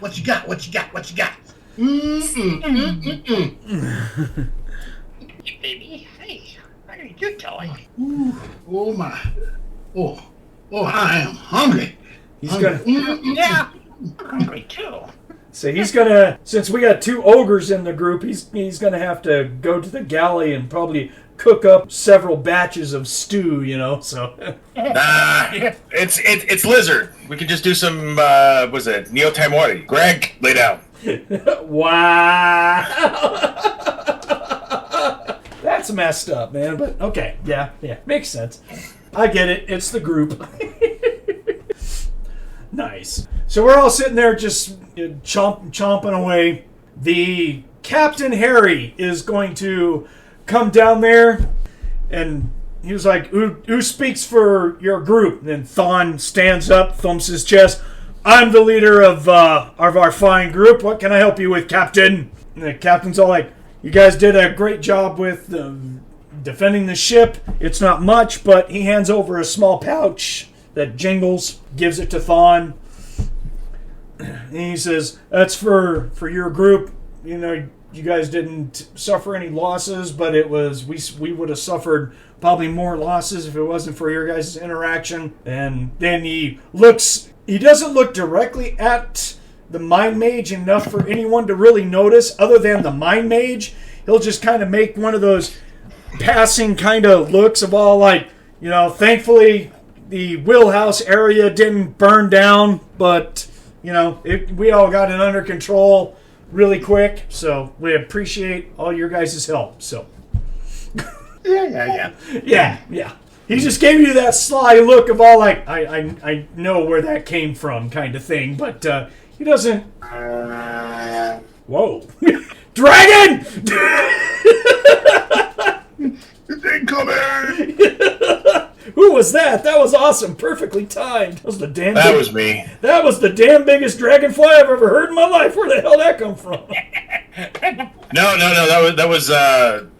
That was a small Japanese car with a really bad exhaust. He's seen one too many Fast and the Furious and thinks he's part of it. Oh, yeah. Love him. Cool.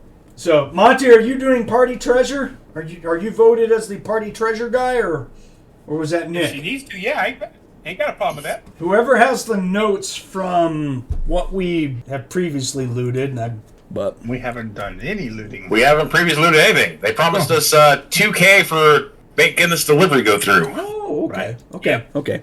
We are notoriously short on looting. But I'm also writing down if Monte wants to write down too, so just to keep track, double track, whatever.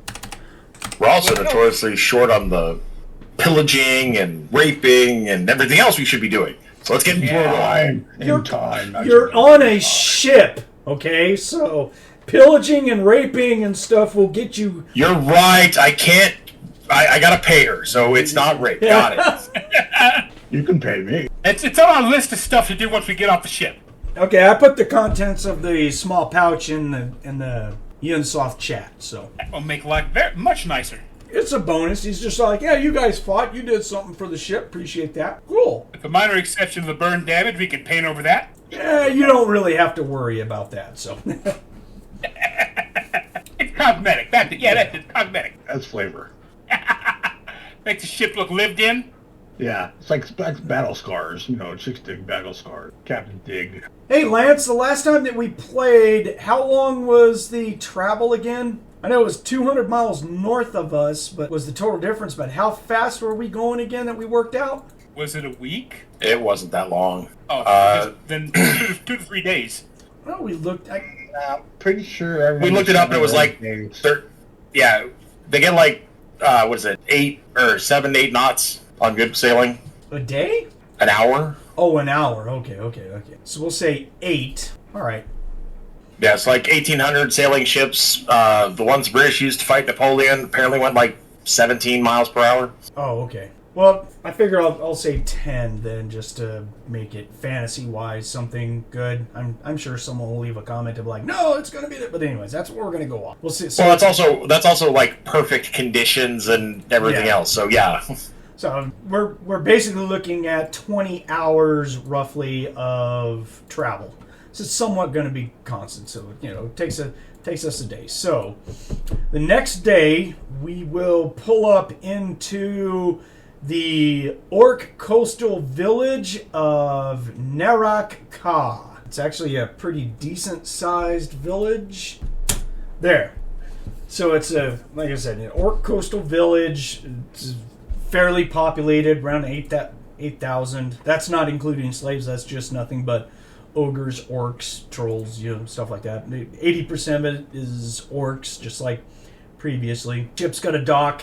The captain's going to be like, all right, we'll unload your cargo and set it off on the side, and then you guys are pretty much done. You can go do what you need to do. Thanks for traveling the Hairy Spider. Hairy Spider. What a funny name. Because it's better than the Bald Spider. This is true. It was an entertaining trip, I'll say that. So we offload, what is it, like a couple of crates, or is it a crate? I can't remember. I think we just said it was cargo. Yeah, you just said it was cargo. Yeah. So they'll unload the cargo onto the dock, and we're just standing there, and there will be a female orc in her mid-years who comes walking up. She's wearing robes and clothes and stuff that basically pegs her out as like a business owner or merchant, kind of maybe a rich orc, if anything. And she'll come up to us and greet us and ask if we are the group that is from Tumis Narlock. Yes, we are. Okay. This in there for contact. She introduces herself as Marsa Galong. She is the business owner and merchant for this cargo. She is the one who is going to pay you guys after, of course, she has it delivered back to her warehouse and gets it inspected. So if everyone wants to follow me, then we can go conclude our business and I can get you guys paid.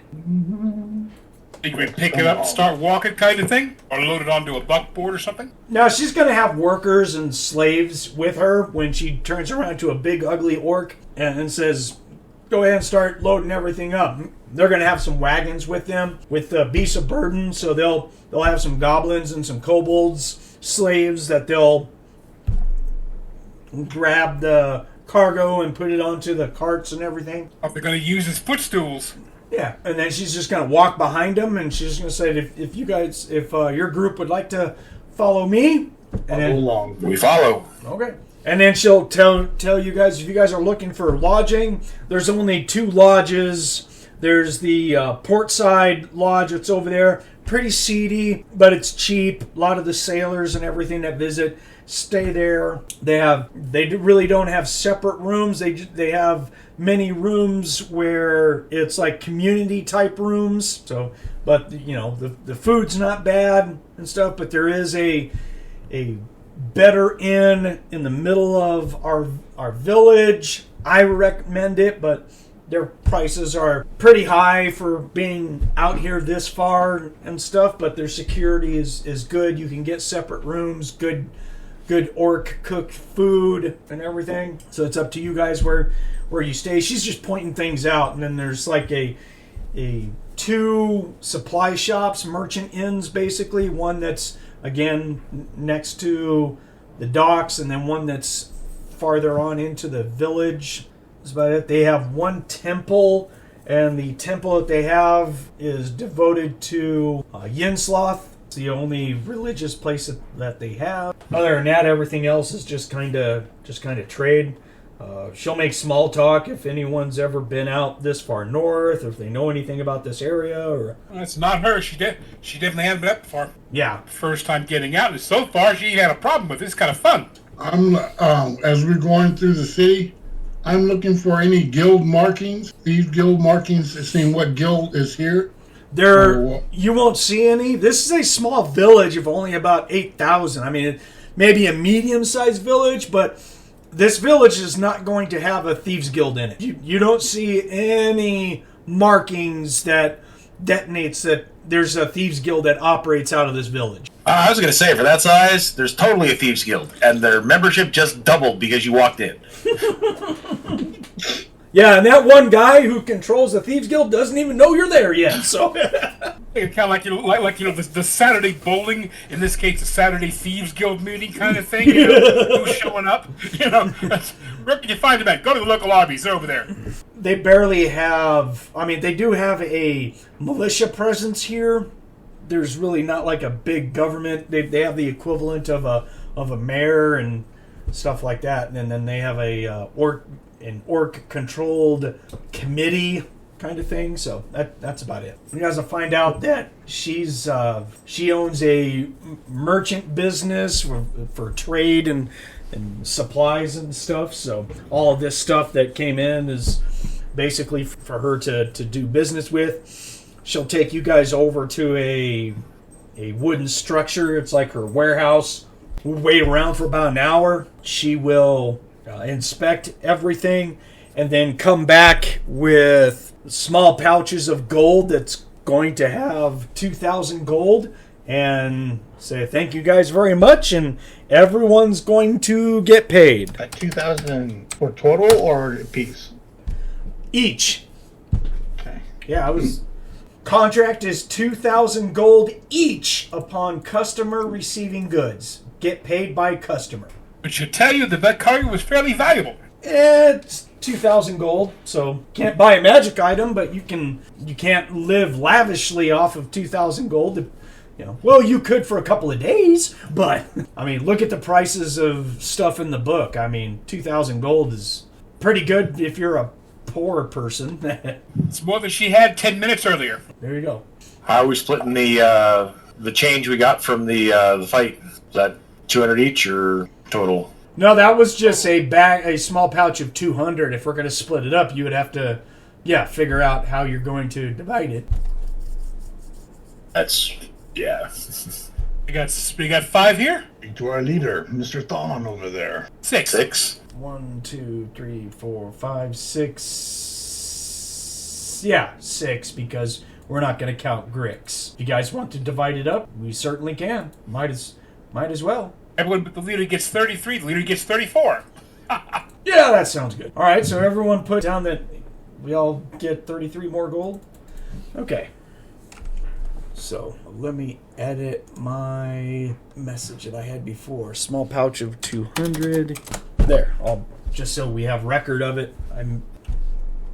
So she'll address all of us and say, so it's obvious that you guys don't have a way back to Kerhonagoth. So does that mean that you might be employable by chance? I'm down for more work. Thonn just kind of, even though he considers himself the leader, he'll just kind of like, I don't mind doing another job. Is there anyone who absolutely has to get back to Kerhonagoth? Anyone?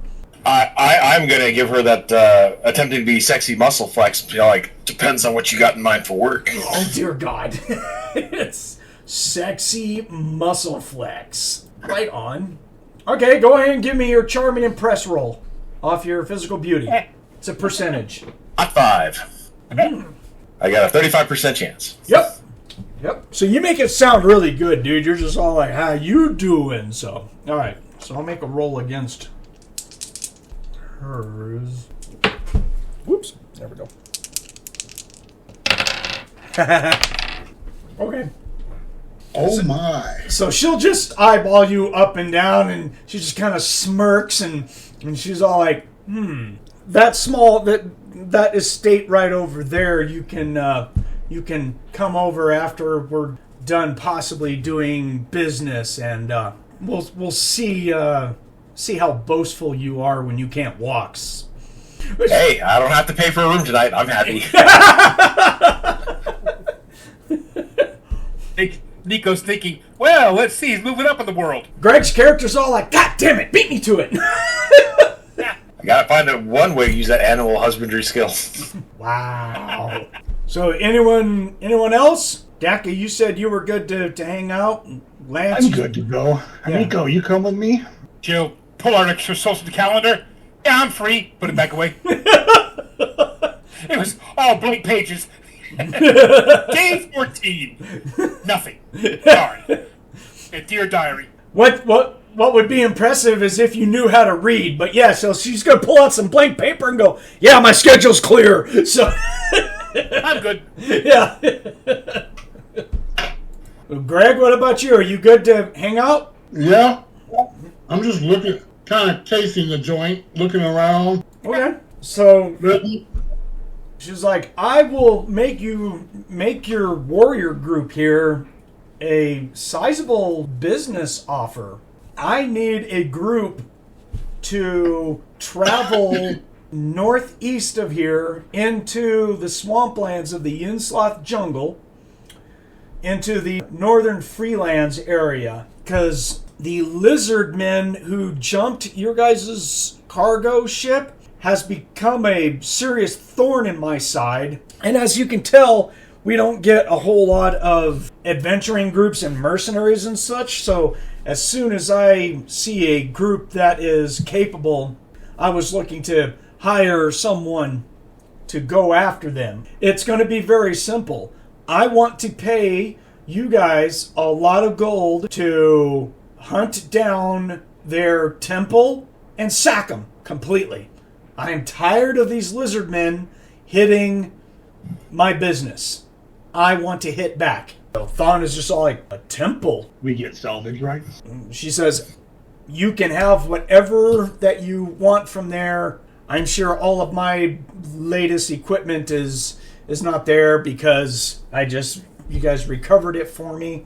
I'm sure stuff in the past I've already written off. So whatever you find there, you can pretty much keep.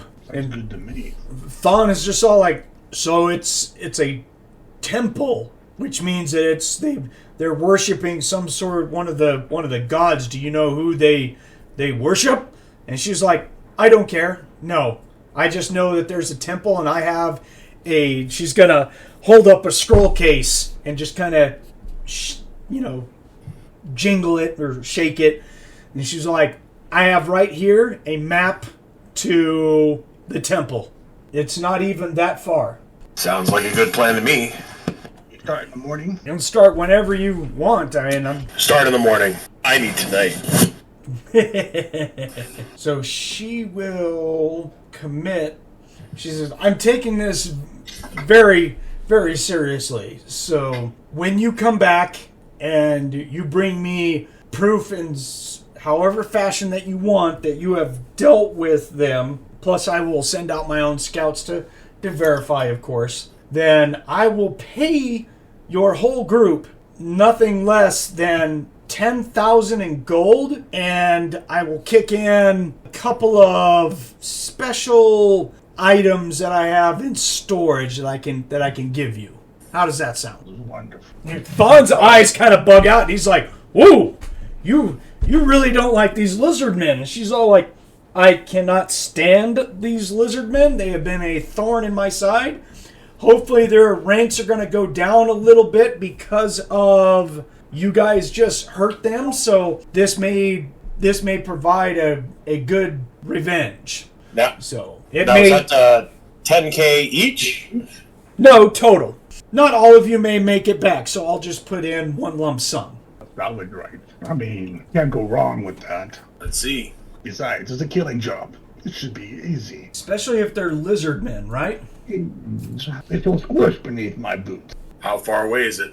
I was just about to post that. There we go. So you're looking at basically roughly about 20 miles of travel to get to the jungle area, and then another 20 miles into the jungle. Not too terribly bad. Can someone get a lizard man cookbook? Sure, I see an all-you-can-eat buffet. Let's go. But in the morning.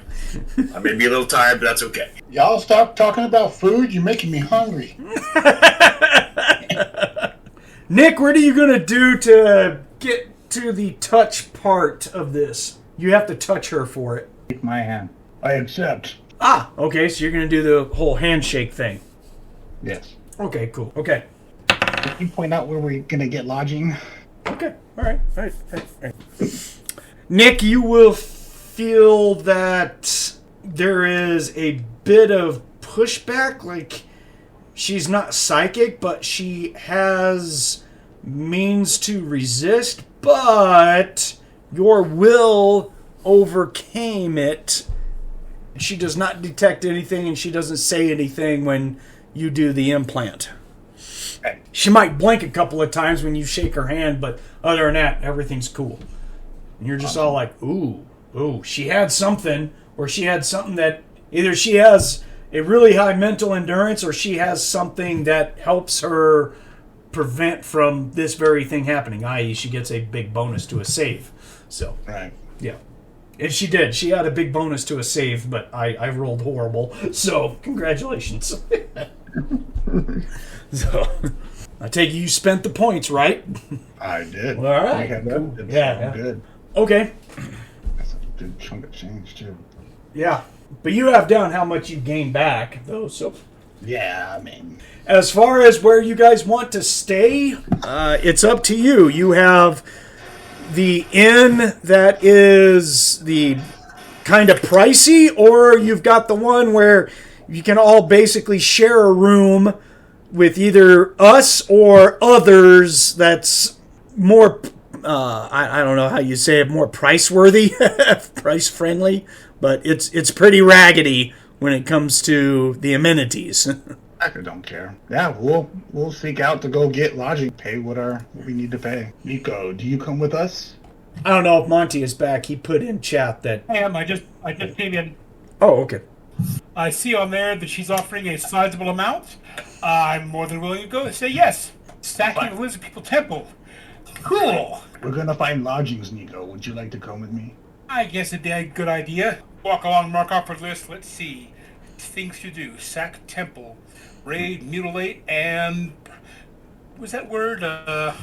Plunder. That's it, plunder. Plunder indeed. Let's go see what kind of lodging we can actually find that are actually decent. I'm not sleeping in a rat hole. Well, you'll be sleeping in a rat hole if you go to the inn that's at the coastline. It's 60 gold for a big room, and it can house like 10 people. So, you know, you don't pay 60 each. It gets divided up by however you want. So. And the problem is, we got what? One ogre? That's 3 people there, right there? We got 2 ogres with us right now. That's One ogre has plans for the night. Ah, yeah. Oh, yeah. He's busy. Is there better lodgings in the city that Yeah, there's the upscale kind of inn. He doesn't have common rooms. He says this is more. He says his inn is for merchants and stuff. It is owned by an ogre, and he's all like, "My rooms are good. You can put 2 people in a room if you want, but per room it is 100 gold a night. But that comes with 1 free meal, either a breakfast or a dinner of your choosing." I shall take one of your rooms. Okay, if you want a room, Same here.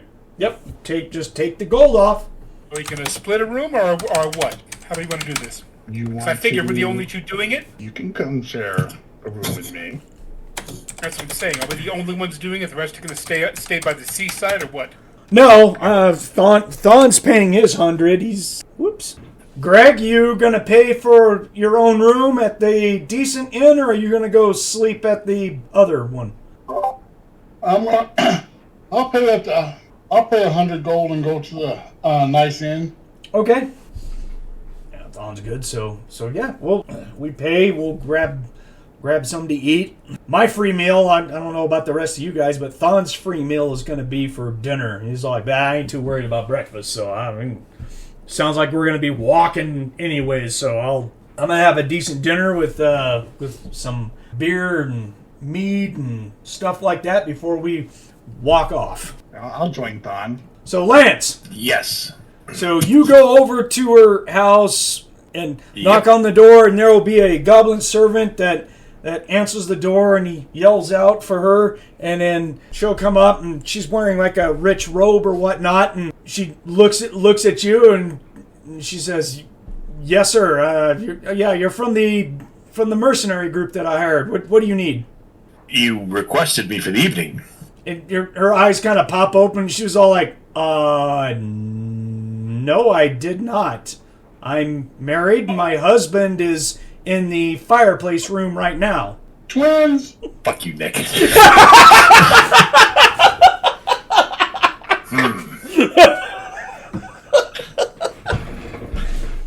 Don't anyone get mad at an evil group. I don't want to hear it. Oh, no, I know. It's awesome.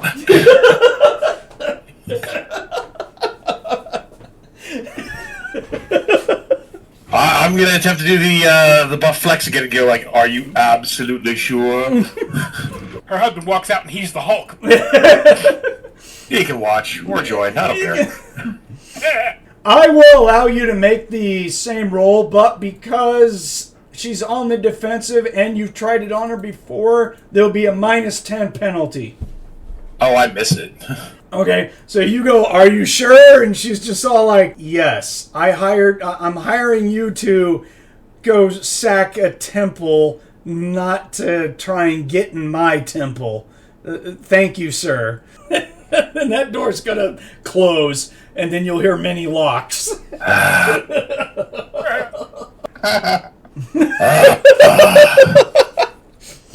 I guess I don't know. I'm gonna go cause some trouble in town. No. You know how it is when I'm drinking, and I definitely got turned down, so it's time to go get drunk. Well, you can do that at the inn that everyone's staying at, so yeah. No, I don't think you remember my history. I'm thinking drunk, like blue paint. Oh boy.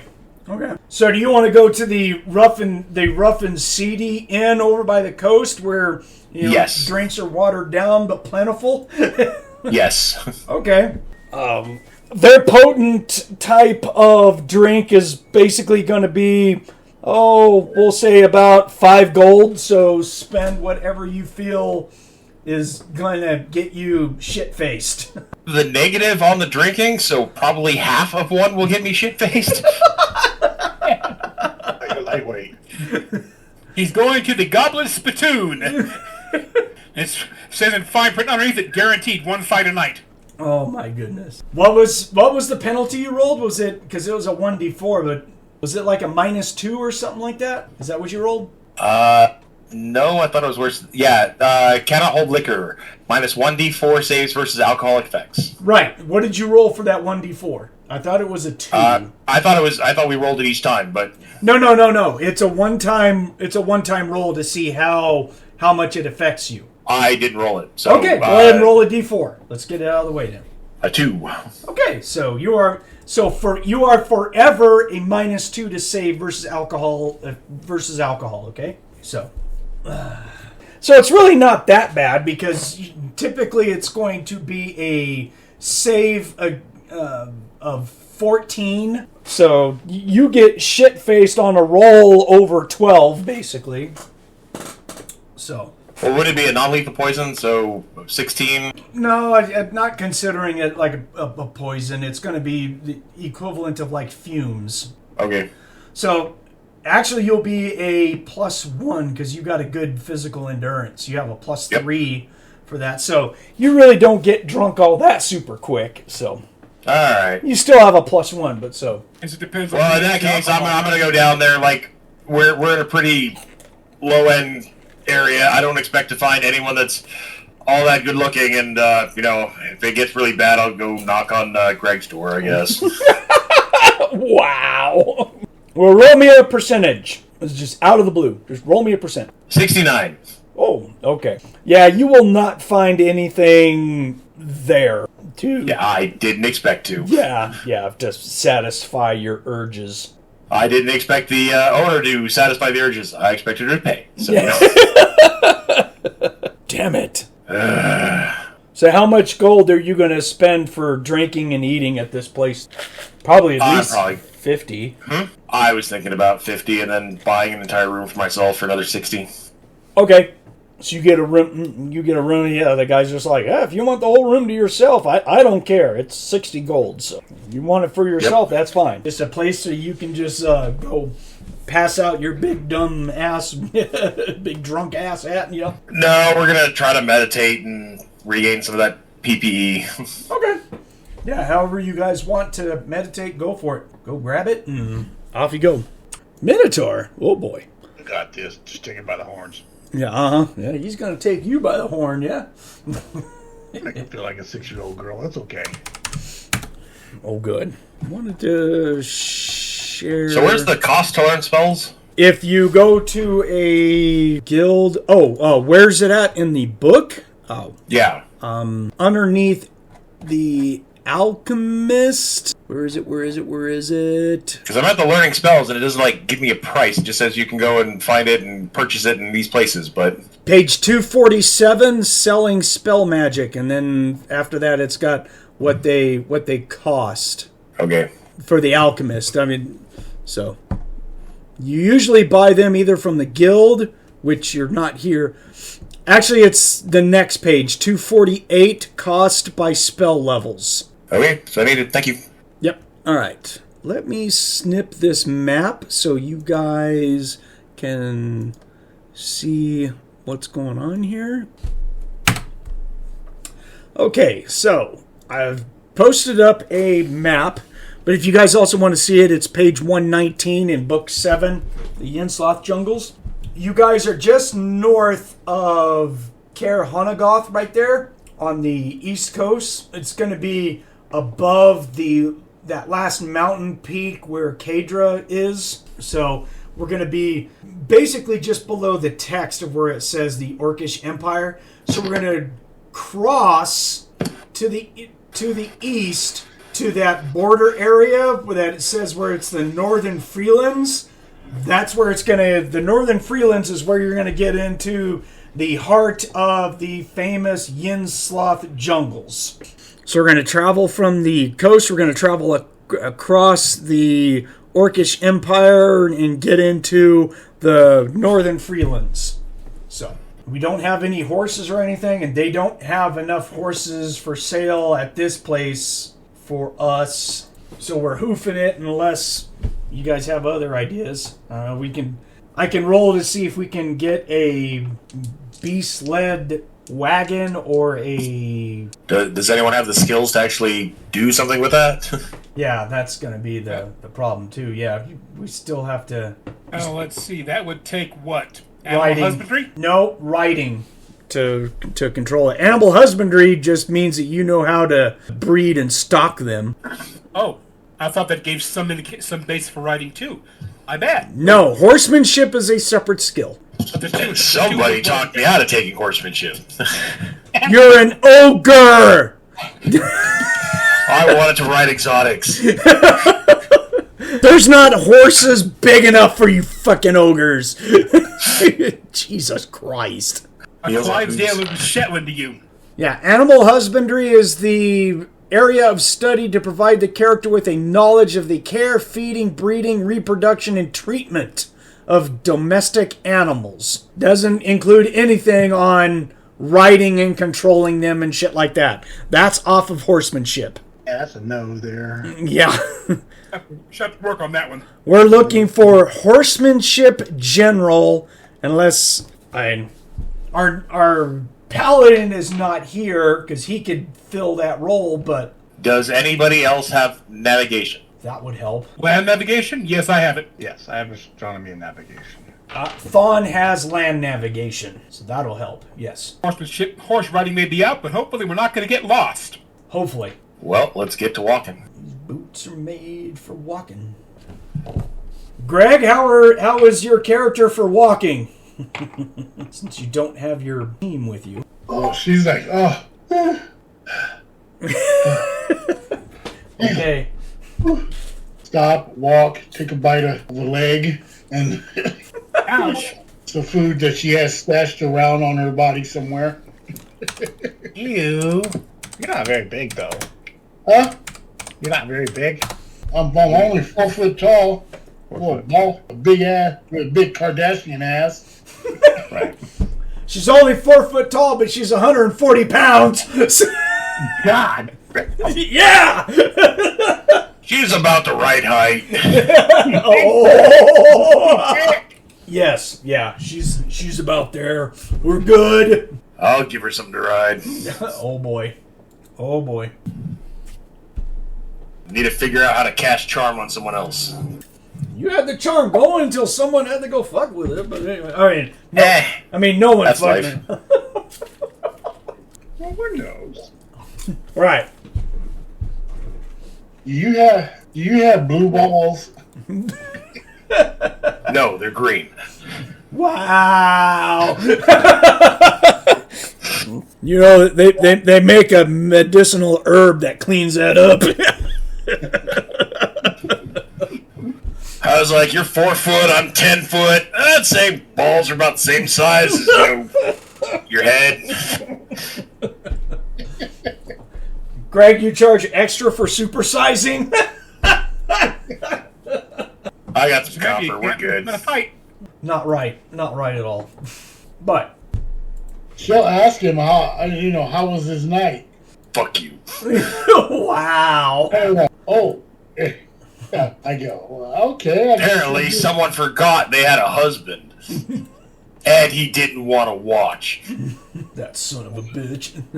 Cock tease. Wow. Are you riding a horse? No, I'm walking. No. Yeah, we're all walking. Yeah, we don't have a horse. Oh, We're all walking. I got a horse you could ride. I've heard that one before. I don't doubt that she has.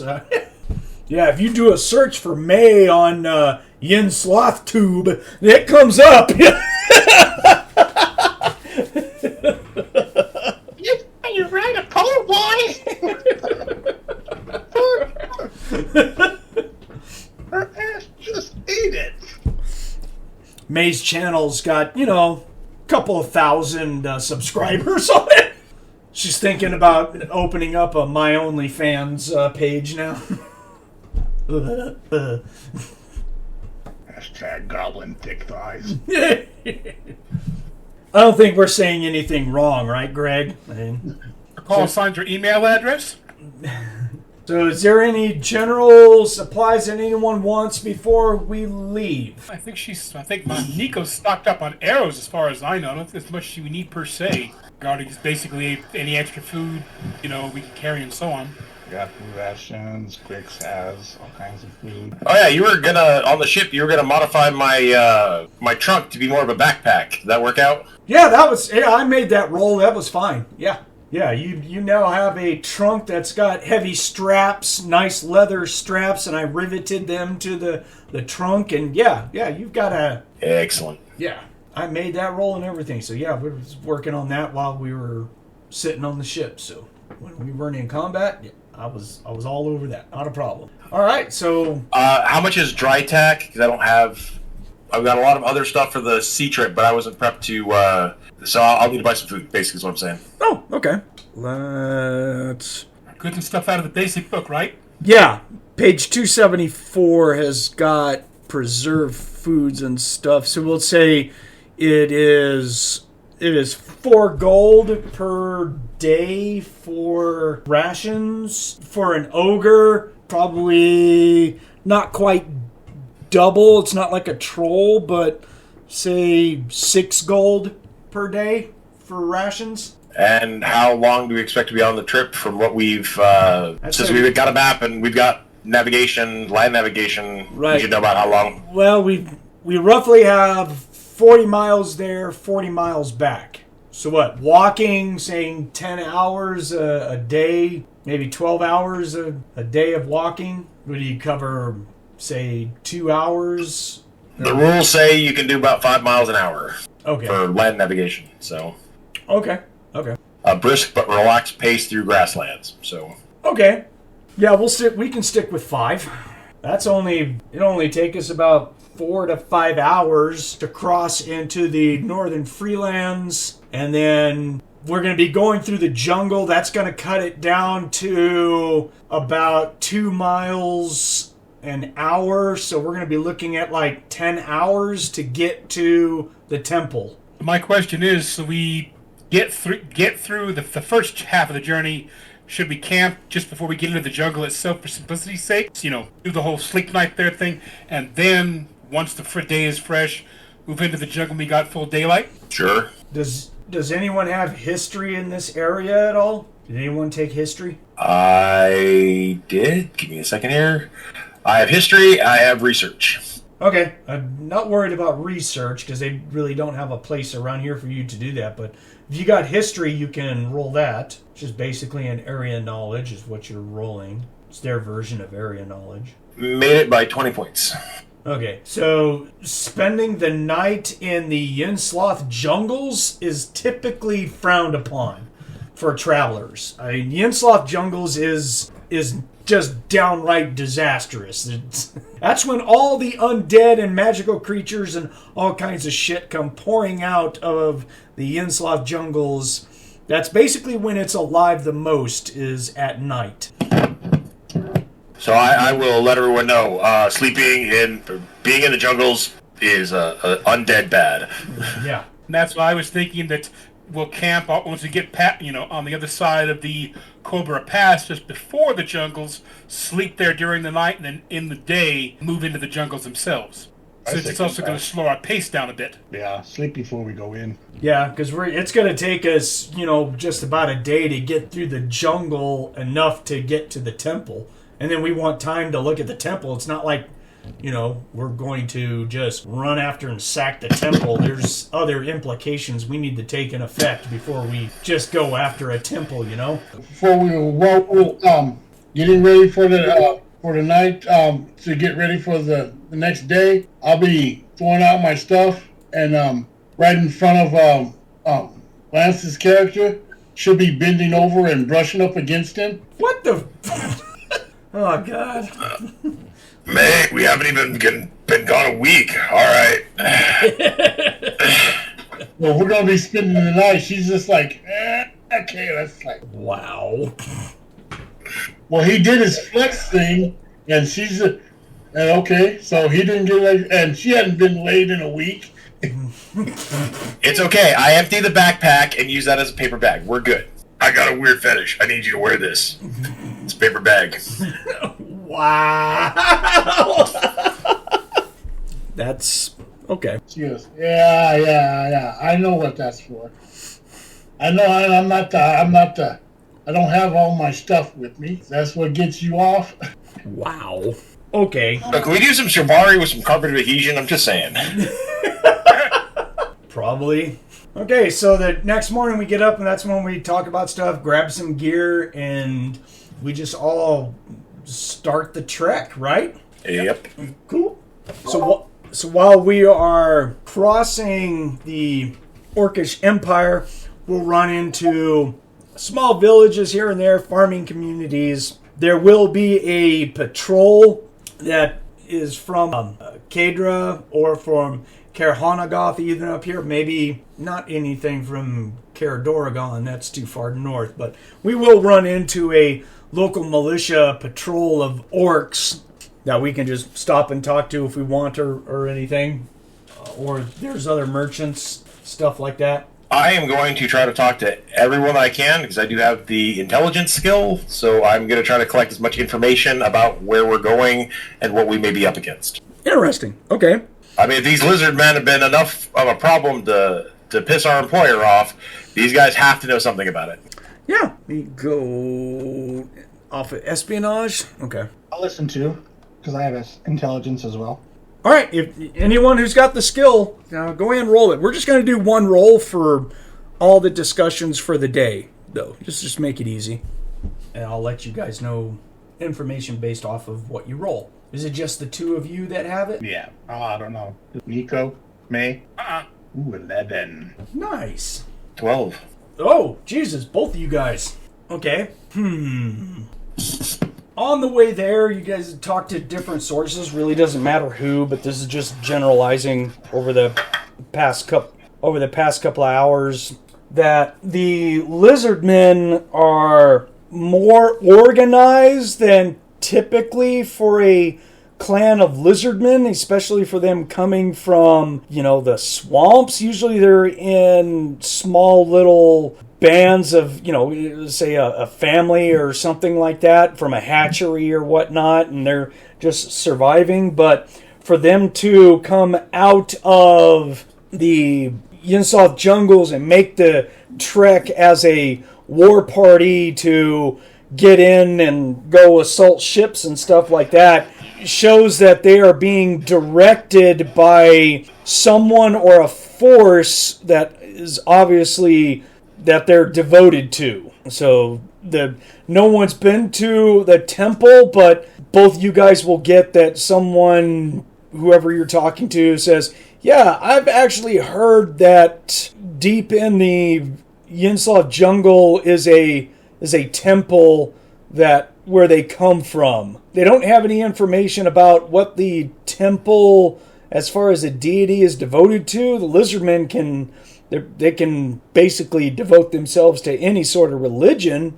There's no lizard god that they profess themselves to naturally. So, other than nature and elements, maybe there's an elemental god. I'd have to look it up, but I'm sure if there's an element god of swamp, water, nature kind of thing that they might worship, but they don't think that that's the case here. Has any of them been in contact with any of these so-called war parties? They've seen them, and they've been.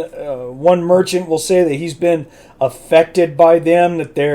That a caravan of his did get jumped by a bunch of lizard men, and they killed everyone. They weren't really interested in slave stock. It seemed like they're more interested in killing everyone who was involved and then just stealing all the goods. Does he have an account of any colors that they had on them? Symbols, weapons, armor? No, because survivors to be used as witnesses is very few and far between. Their parties are kind of sizable. It sounds like, you ran into a sizable party on your ship, and typically I hear that they run around in parties anywhere from 20 to 50, so they kind of swarm over whoever, so getting credible information is kind of few and far between. I'm not aware of any markings or anything. They come out as a war party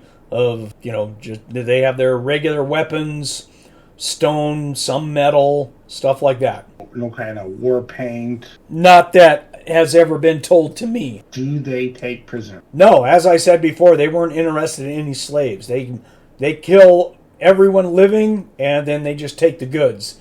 It doesn't seem like they're interested in taking anyone back as slave stock, so they're obviously not slavers. They're more of doing this to get goods or be a hindrance. But they always steal material stuff. They always take it back with them. Yeah, I was just double checking because that just gave us something else to worry about.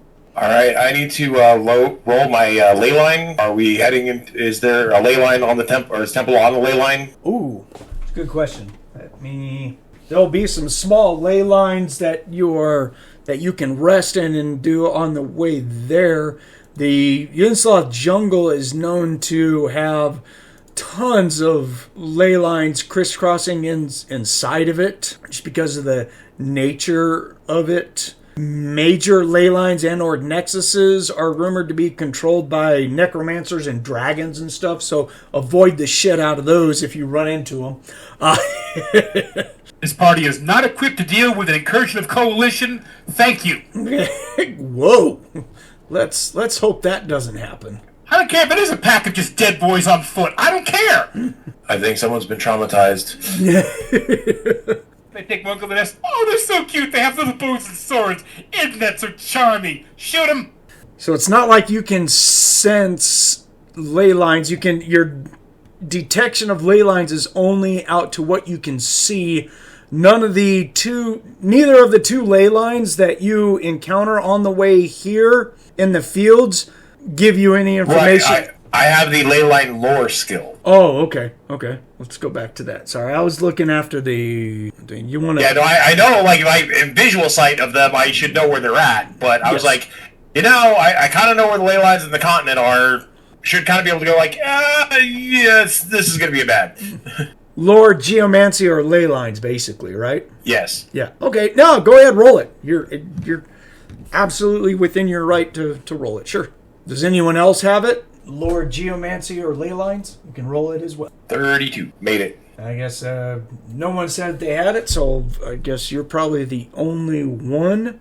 Okay, so as far as its location and stuff, you know where major nexuses and ley lines that intersect and stuff are at, just because that's part of your studies when it comes to the Yin Sloth jungles. Because, again, wherever there's a nexus, you can bet that someone big, nasty, and ugly is there drawing off the energy and is basically in charge of it and stuff. Yep. You do not think that this temple is around that area. That doesn't mean that a ley line does not exist, or that a small nexus may not exist. But as far as the major stuff, you feel like I think this is far away enough that we're not going to be like encroaching on a great undead demon, devil, or pissed off dragon or something like that. You don't feel that we're in the area of that. All right. Not very comforting, but I mean, just looking at the map and you're just like, I don't remember reading anything in that area that, bounces out that, I know for sure there's a nexus right here, and it's got a demon lord who's in charge of it, and he's got all of his minions there. That's bad. And that's not where we're going. That's right. You're like, I don't remember reading anything in that area. Now, again, that doesn't mean that you may not encounter any, but nothing comes up as flagging you as, yeah, this is stupid. Let's not go there. There's not an active rift that's got a giant eyeball in it from Splugorth. Check, please. Yeah. No, thank you. I began as an adventurer, and now I think I'm going to retire. I'm going to retire before it, this gets started. The merchant of Hana said, "You just left yesterday. How'd you get back so fast? You'd be amazing what adrenaline could do." Yeah. Anything else you guys want? I can't think of anything. New spells. As far as I know, she can only hold so much regarding personal weight, and the quivers only hold like 20 arrows each, isn't it? You just bought some arrows too, didn't you? That's what I'm saying. It's like, can she? Unless they're broken, are they? That's the question I meant to ask. Now that you reminded me, unless they're physically broken in attack by hitting a rock or something, are they usually salvageable, or is it always just a one shot? That's it, gone? No, I usually let you get them back. If you roll something disastrous, then I'll make a saving throw for them. Or say, okay, you really didn't miss when you were on the ship by a margin where, it's like blah, blah, blah. Yeah, you're like, whoops. So, yeah. The one this man with 6 arrows in him goes over the side. Right. Damn it! I showed 2 quivers of 24 that you have right now, so. She has a primary and a backup in case of. Yes. I've been remembering about her hearing of some other archer from some other game that he used to break arrows a lot. It kind of got me scared. Yeah, that's fine. Liz, and she'll be doing just fine. Continue on our way. Okay, cool. So if there's no more questions or anything that anyone's got, we'll move on. Sounds like you guys got your info. Yep. Okay, so after we'll say more like 5.5 hours after stopping to talk and rest and eat and everything, we will get to where the ground starts to get a bit mushy and the grasslands are kind of sloggy with a little bit of mud and stuff, and up ahead you can see the gnarled line of very thick, swampy-like forest of the great Yin Sloth jungles ahead. The trees range anywhere from 10 feet, 10 by 10, all the way up to, hundreds of feet in the air for the great old trees, but on average, like 50 feet or so is not uncommon, and the Yin Sloth jungle it's thick with it. Is there an actual road that goes into the jungle, or does it stop at a certain point and then that's it? You guys really haven't been following a road. The map doesn't show a road that goes there. So right now, no. If everyone wants to roll a land navigation to try and find one, and you guys want to search around, you definitely can. That's noteworthy. first, let's just make sure, before we make that roll, everyone who has land navigation, let's roll it now to make sure that we're on track from our travel so far. So we just need someone to succeed. What about if we have astronomy and navigation? That's more of the ocean lining, but you should still be able to tell where you are. Yeah, it's the same. As long as you can see the stars and stuff, I don't have a problem with that, and you should. I haven't rolled any sort of adverse weather, so it's still, we'll say, clear. Let's put it that way. Yeah, at the bottom of the skill, it does say includes land, air, and water navigation. Okay. Right, but the failing on it, you're much more, you're farther off than with land navigation. Right. That's fine. So go ahead and make the skill rolls. Whatever navigation that you have, that'll help everyone. The more people that we have roll, better. So if you have the Barely skill, made it. if you have the skill, roll it. 42 out of 40. I'm 2 over. Thonn got a 28 out of 49. He makes his land now. I got an odd 4 out of 56. Oh yeah, shit! You know exactly where we're going. Just follow the signs. Well, you are You're a ranger. construction. See? Pointing down. Yeah, I forget. Nikko is a ranger, guys. So she's just all like, "Give me the damn." No, we don't need the map. I know where we're going. It's over here. Yeah, she's all like, "It's right here, damn it." Damn, girl. See that sign? It says PCs walk here and points down. 2 feet to the left. Walk. Right. And so you guys who made your astronomy, you're just all like, she's on it. Sounds good. Sounds good. Follow her. Anyone else have it? I missed mine by 2 points. Okay. So you're just all like, that sounds great. I'm, I'll go with that. I made mine by 5. It looks like we're going in the right way. Right. It's that way-ish. Ish. Greg, do you have land navigation or any or astronomy or anything? Does May know how to get around? Yeah, she knows how to get around. No, I don't have land navigation or astronomy or nothing like that. Okay. You rely on other people to tell you where to go, right? Yeah. It's getting kind of sloggy around here. Your boots are getting kind of muddy and wet. Look you up with my goblin. Thank you. Excuse me. Yeah. So pretty much Nikko's in the front, and she's just like, I got this, guys. I know where we're going. So once we get there, we're gonna just kind of find a patch of dry land and hang out. Sounds like it. Like a plan to her. Okay. I need wilderness survival rolls if we want to if you want to find a dry patch in a place that is going to be somewhat comfortable. What if we want to find a wet patch? Turn to the left, go 2 feet, and run over May. Wow. So wilderness survival rolls for anyone who has it. More the better. Grix got a 33 out of 40. Oh, nice. 18 out of 47. Okay. So our ranger and Grix both are just kind of like finding the same patch, and they're like, "Here we go. That looks good. We can do with that." That's here. Even get enough to where we can have Grix roll a cooking for the night. We can get a fire. You guys find if you want to roll cook for him for tonight, that'd be fine. Go for it. Get a fire going. Oh, I got the fire. So did we forage the food, or what is he cooking? Oh, I rolled a 13, by the way. I got salted beef, so I'll use that. Some spices, some salt, and a cooking oil. And I'll make this, Monte, didn't you? All right, there you go. Yes, sir. Monte, didn't you, the last time that we went shopping, didn't you buy a whole bunch of cooking gear? I probably don't have it on your character sheet. It is on my character. If you want me to send you a copy, I will. I'm just asking. You bought a whole bunch of provisions and everything, right? Uh-huh. Okay. She dumped like about 300 gold for considering what we're feeding and so forth, including our ogre. It's like, Ogres. I gotta make sure I carry a bit. Oh yeah, that's right. Yeah, this is true. Even though one is currently absent, as a blank spot says PC here. We're both here. We're both here. What are you talking about? Yeah. Okay, he was just in the bushes. Nick, we should really have done a 2-headed ogre. I'm just saying. oh, man.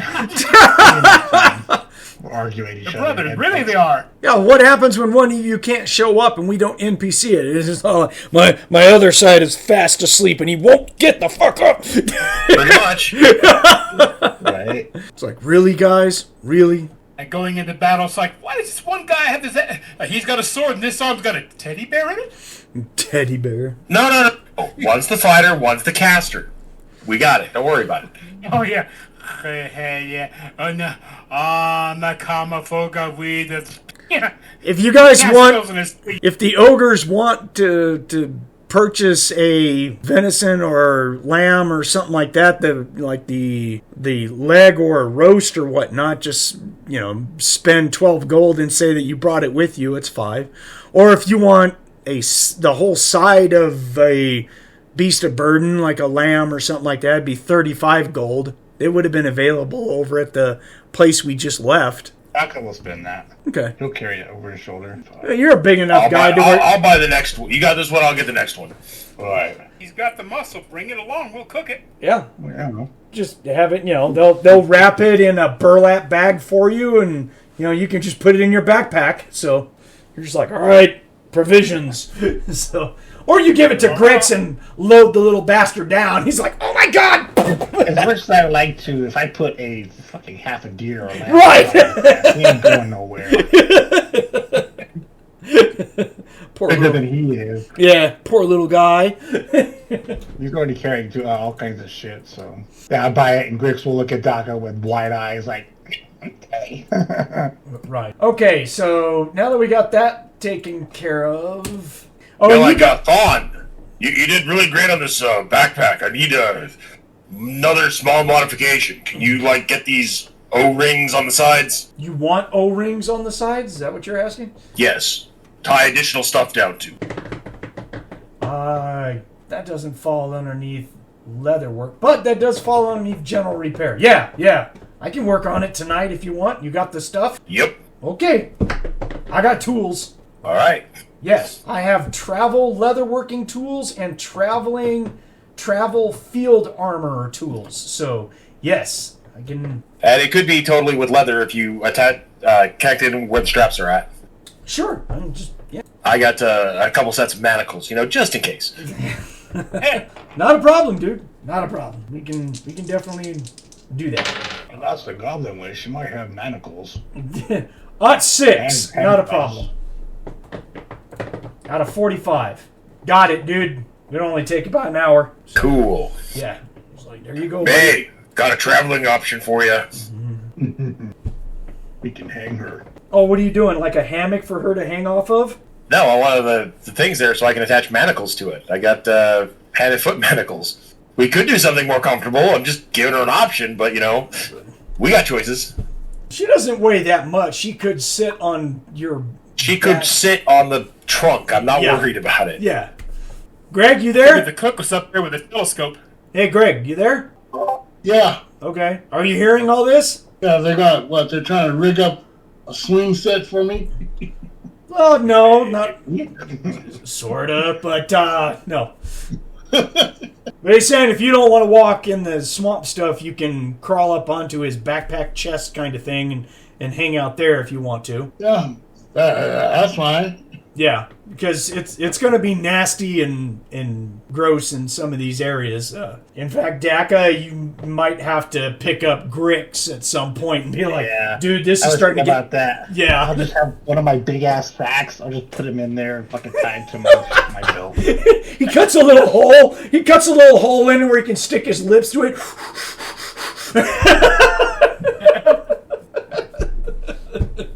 He's doing what to the hole?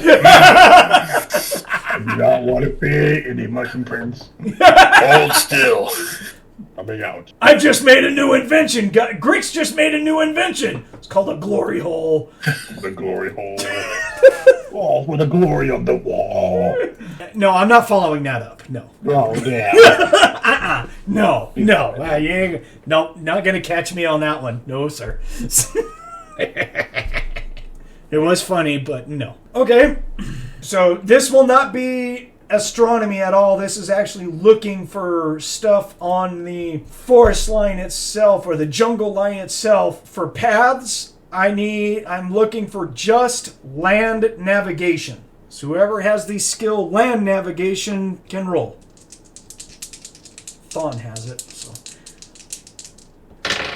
And Thonn actually gets lost for about 15 minutes as I roll a 90-fucking-9. Wow. He's going to pop up over to our right about a quarter mile away, come running in going, "Hey, guys! How you doing?" You find something? Yeah, no, I found a really big roundabout of how to get back to our camp. That's about all I found. A thumbs up. From Yeah, I'm like, sorry. I screwed that roll something harsh. Anyone else? Yeah, it's 24. She's doing pretty good so far. There is going to be a section about 100 feet away from where we're at that you can definitely tell that some creatures have repeatedly walked through this area to create a sort of a rough trail. Well, I found where we're going for the time being. In fact, roll your track animals and your track humanoids. Okay. One after another. Get it, girl. Get it. Track animals, 42 or less. 31. Track humanoids, 47 or less. At 6. Okay, so as far as animals go, you don't think that this path has been used by any sort of, as an animal trail, like elk or some sort, or whatever. But as far as track humanoids, you definitely can tell that people with boots and lizard prints have used this little path before. I think I found which way to go. Good job, Nikko. Damn.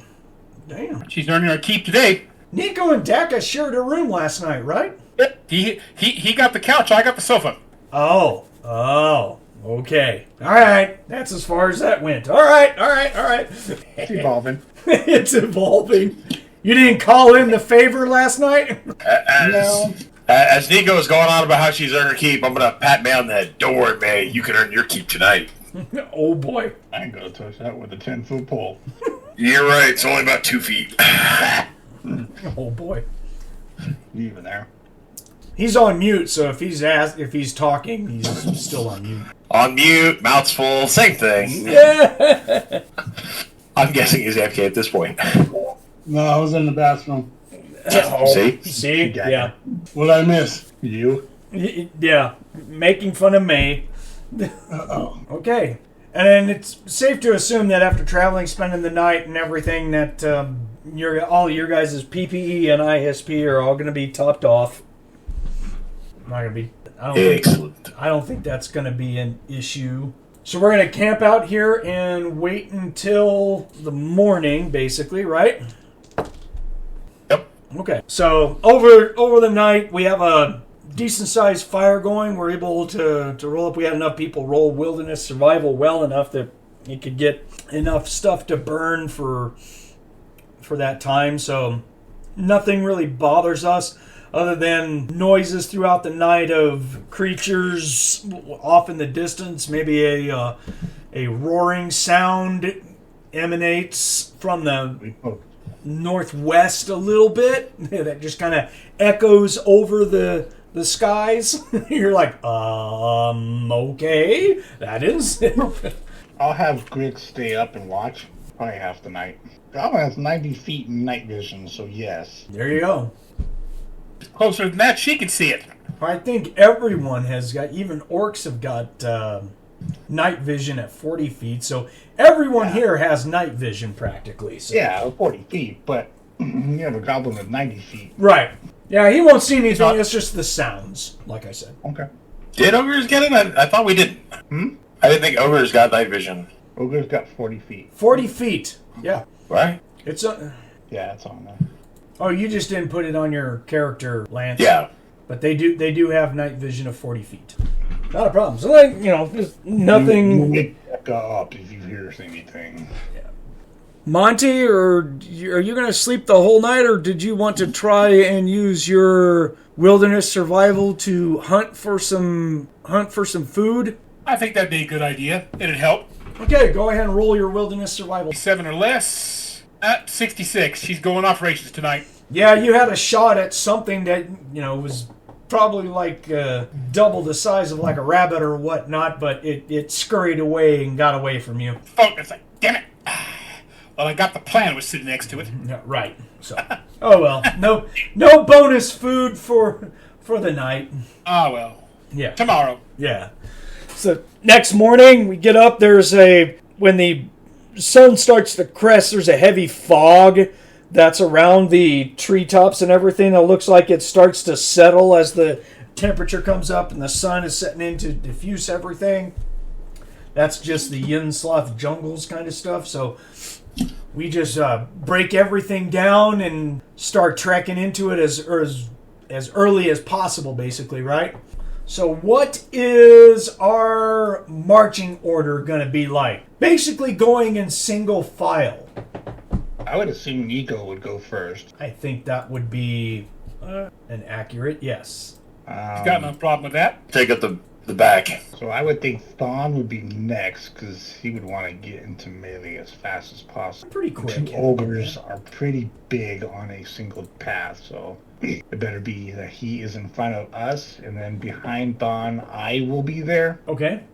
And then And you're carrying Grix. I'm carrying Grix. Okay. And then bringing up the rear would be Krogark, who is also carrying May. Okay. That's how I see it, unless anyone else has. Yeah, got no problem with that. Even though it's going to be a clear sunny day, when you get a good not even a quarter mile into the jungles, that light starts to dim and get diffused a lot. I mean, the Yin Sloth jungles are thick, unnaturally thick. Thickness of the canopy. Yippee fun hooray. Yes. Well, actually, it's thick all the way down. You guys will be walking through the equivalent of like a jungle in Cambodia. It's wet. It's always dripping with dew all over the place. Big, thick trees with huge leaves sticking out all the way to the bottom of the trunk. This isn't a forest. This is a jungle. So there's vines everywhere that, get in the way and all kinds of stuff. Except for the trail that you are following, Monte, you can see that people have, how it switchbacks and everything, that it's cutting in between trees and stuff like that. And you will actually come up onto a large tree where you will spy a makeshift water collection point for travelers that know what they're doing. Hey, that's definitely something I don't want to mess with regards to causing it damage. That could be useful both to and from. Yeah. Someone has set up, a little system to collect dew and everything, and it drips into a water skin. Or an animal bladder, really. But yeah, like the equivalent of a large type water skin. But it is set up for that. So you're like, huh? Yeah. Yep. Yeah, that's something that needs to stay here. And that is not screw with, because it can help everybody, including us. Okay. I like to think evil doesn't mean stupid. It's like, I'm going to tear it up. No. And I figure at the very least, if we have to, heck, she'll use her sword to start hacking to clear the path a bit more as we go, if at the very least. While we're moving along before we found this thing. Cool. Tell them what I found, and if there's enough water soon, we can top up a few skins as needed, and then keep on going as best we can. Let me see. Also going to check on my skills. Do I have a... Yes, I do. So, you come across a tree that has a bladder skin on it? Is that what it is? And it's No, it's a collection point that has a collector for water under it we can use to fill our own skins from. Someone rigged it up to take advantage of the heavy dew concentration. Yep. It's actually kind of brilliant. The natives in the Yin Sloth jungles, which is mostly, we'll say, the Tezcats and stuff like that, and other types of headhunter bands and stuff like that, they all use stuff like that to collect water, because there's no standing bodies of water that are that prevalent in the Yin Sloth. If you go into the swampy areas, there are some collection methods that certain tribes have set up to be able to cleanse the water and everything to the best of their ability. But yeah, this is not uncommon. But yeah, you haven't seen this been employed in a while, so you're just kind of like, oh, wow, that's actually kind of cool. Like you said, that's brilliant, man. And it's like the skin that's set up as a collection point. It's like the equivalent of about 3 or so gallons, and it's about 80% full. It's been collecting for a little while. Yeah, like I said, if we have to top off some water skins, we got them. Do it now. Check out. She will actually check the water to make sure it's good. She's assuming it is, but it never hurts to check anyway. It's as good as you're going to get. I mean, there's going to be some bugs and ants or some sort of insects that'll be in it, but, protein, man. So, yeah. All right, so the ogre gets to have that sip. Hey, come to crunchy bits. There you are. Right. I mean, this is fantasy. It's not, I mean, it's got a, funnel system and stuff that's made out of the natural leaves and everything that uses to gather this. Yeah, there's going to be insects and stuff that gets caught in there. So, yeah, the first drink, you're like, okay, all right. A little crunchy, but, Okay, we eat lizard men, so I mean... Oh, well, yeah, that's true. We're not asking questions. We're not. Tastes like chicken when you cook it right. Uh-huh. Yeah, we'll top off. Sure. It's not a problem. So top off for a little bit, and then you're just gonna continue trudging ahead. Okay. Well, one thing she does want to do is as we go, she's gonna make a couple of skill checks if possible, while doing so regarding identifying plants and fruits for anything edible, or she also has recognized poison, any particularly poisonous fruits or plants that can be scavenged for future use. Okay, go ahead and make your roll for identified plants and fruits. All right. Identified plants and fruits is... And if anyone else has it, you can roll that. You can roll it as well. It's up to you. If, She again... rolled 21. 21 out of 47 on her side. Okay, you will find some root-based plants that are good for protein. You just dig them up and swish them around in some water to clean them off, and you pull the bark back, and they've got a meat type substance inside that can be used for protein. Okay, she'll make a note of that. That's good.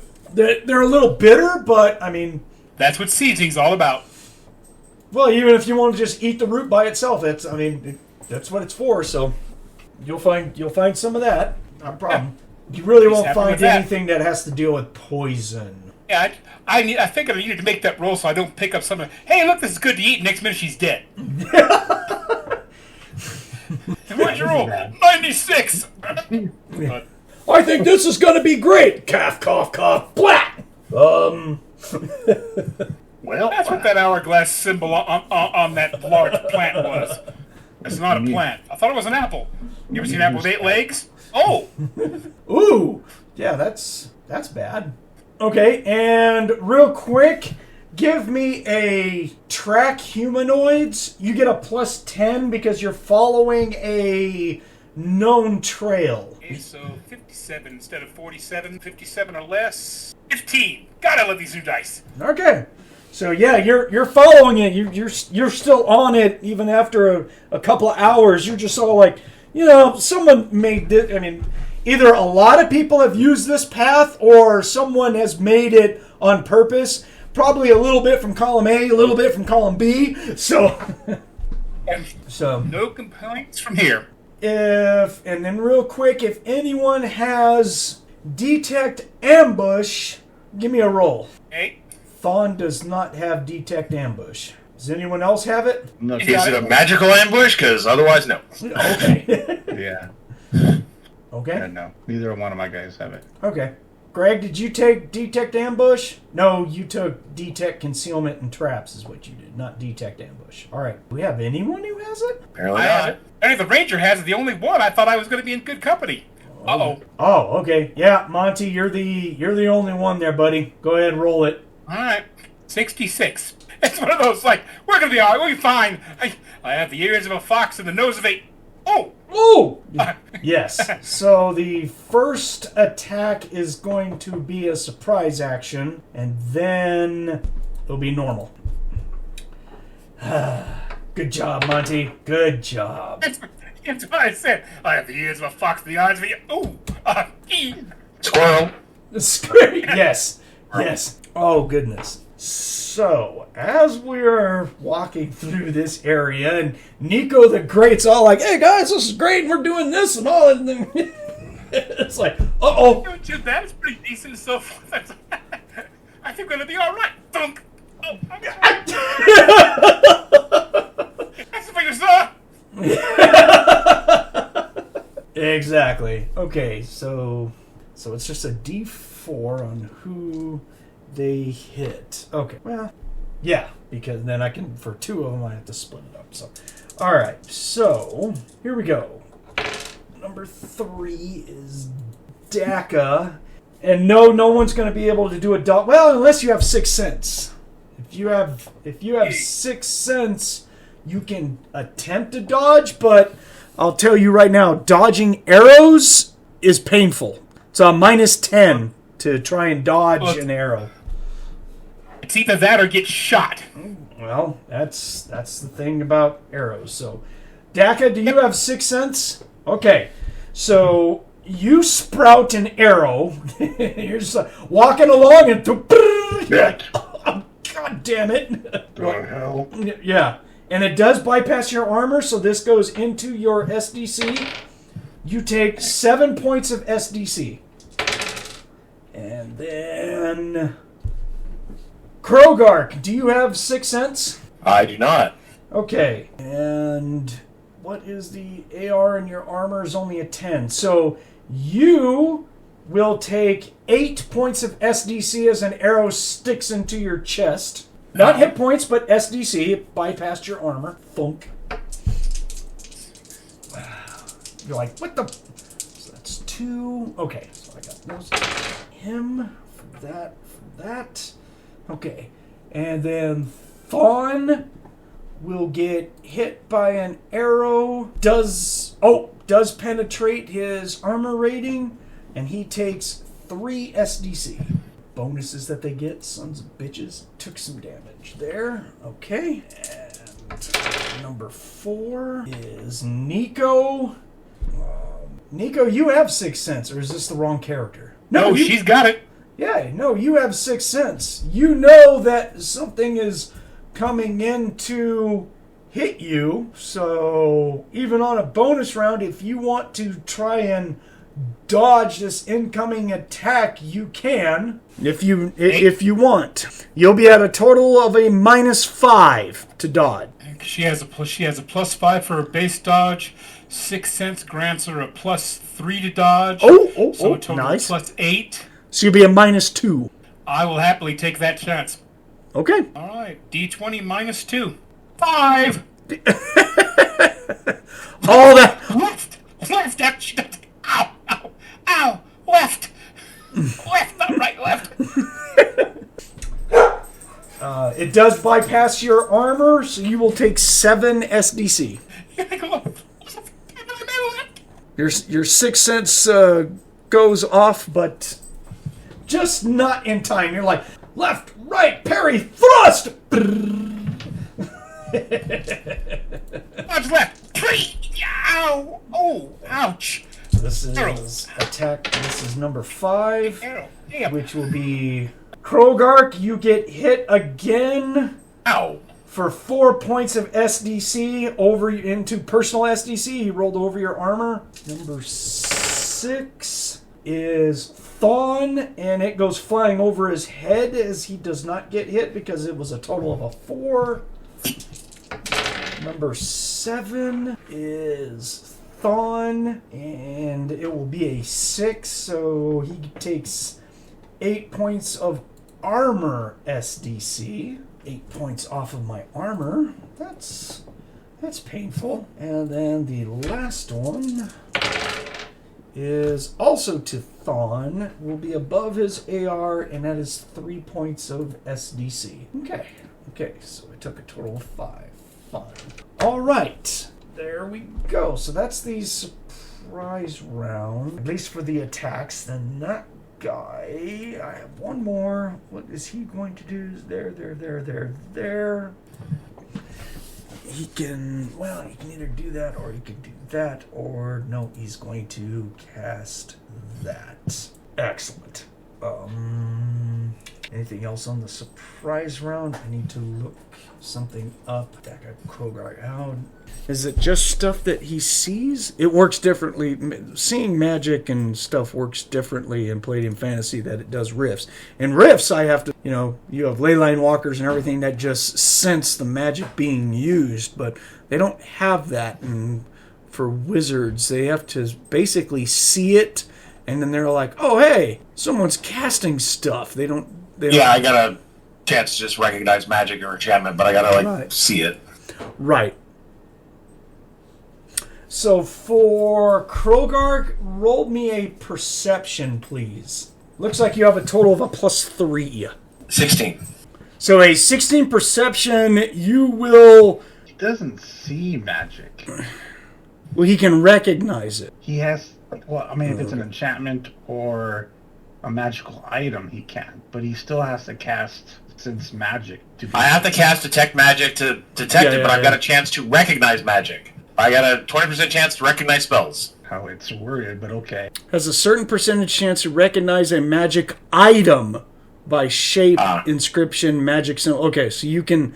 If you see an item, you get a roll. If... Yeah, and then enchantment, you can... Okay, so there's... Yeah. Unless you cast it... Okay, so never mind. The perception does not matter at all. So, my bad. All right. I had to do this with Zul'jin. Yeah. So, I need everyone to grab their dice and make initiative rolls, please. Because that will be it for the surprise round. So now we need to get into the actual fun part of it. Taga Woods, y'all! Thonn's initiative is a +3. Thonn got a 14. And Monte, don't forget you have an initiative bonus because of your Sixth Sense that went off. Yep. I have not forgotten, sir. Okay, cool. What's your initiative? With the Sixth Sense, I'm going to have a total of +11. Okay. All right, then. So effectively 23. Dakka, what'd you get? 7. 7? Yes. All right. Anything for Grix? 5. Well, you're rolling great. Greg, what about May? 11. 11. Krogark? 10. 10. All right. So our group has all the middle numbers shored up here, so. Yep. We're on it, man. We are on it. Excellent. Okay, starting up off at the top, we know that we got hit from arrows. They basically came from, like, all around us. That's why, would have been nice for someone to make their detect ambush and be like, oh crap, there's people up in the fucking trees. But no, she was looking down at her feet going, oh, look at all this mud. I was looking for like plants. It's a tree. Look, apple, arrow. Ow! The apple tree just shot me with an arrow. All right. Keep the apples. Damn. Yeah, what the hell? Pissed off apple tree. They're really mean apple trees, like Wizard of Oz. So they start chucking apples at motherfuckers. Thank God, pumpkins will go in trees. We have a problem then. Yeah. Oh, fart stick. We haven't really gone into it. Okay, who all took damage? Let's see. So everyone who took arrow damage beyond their armor into their SDC, I need everyone to make me a lethal poison save. Soy. Yes. All right. So Thonn needs to make a lethal poison. All right. So I need over an 11. I have a +3. I'll just add. So I need over an 11. And I got a 14. Oh, thank you. And we want to roll over it, right? You want to roll over it, yes. Nikko, what did you get? You took damage. Yeah, she has a +1 on her save. All right, go for it. And she rolled a 12. Oh, no. Okay. So I need to do an effect for you. Nick, did Dakka get hit? Dakka did get hit. Okay. And, You got a good bonus. you want my number? Yeah, go for it, man. 6 total. Oof. Wow, Roll you the rolled. 3. You rolled really bad, dude. Krogark, what'd you get? Unnatural 20. Ooh, you're just fine. May did not get hit, so she does not need to make a roll. So yeah, Nikko and Dakka feel the effects of something, and 16. Oh shit. Okay, so for those who made it, we still take damage. God damn, this poison's nasty. So Thonn will take 4 points of damage, and it's SDC. As long as you have SDC, you're all right. So I will take 4 from feeling kind of sick as this poison goes through me. And Lance, you take 5 points of SDC damage. You feel kind of you feel kind of sick. You're like, oh god, oh that's not cool. And Nikko, oh my goodness, that's a lot of dice. Oh, I mean, isn't that nice? Only when it's against the enemy. Yes, 12. Nikko, you take 17 damage. God damn, what the fuck kind of poison is this? Yeah. Oh, Dakka, suck a dick. You take 8. Oh my god, look at the ones. You got really lucky, dude. That was a nice little roll for you. But the two of you guys feel very sick to your stomach. As soon as these arrows hit, you're like, bleh, bleh. You don't feel good at all. You basically get the damage comes in like cramps and, burning sensation and everything where the wound is. You're just like, oh, that's not cool. All right, so we'll be able to hopefully get through a round. We'll see. Getting tight on time, but see where we can get. So, Nikko, you are leading the pack. You are up first. Did she see a target? That is a matter of a perception roll. That's what I thought it was going to be. Because they are hidden, they do have camouflage. Okay. So she will make a perception check. She has a +1 bonus. Mm-hmm. She rolls a total of 16.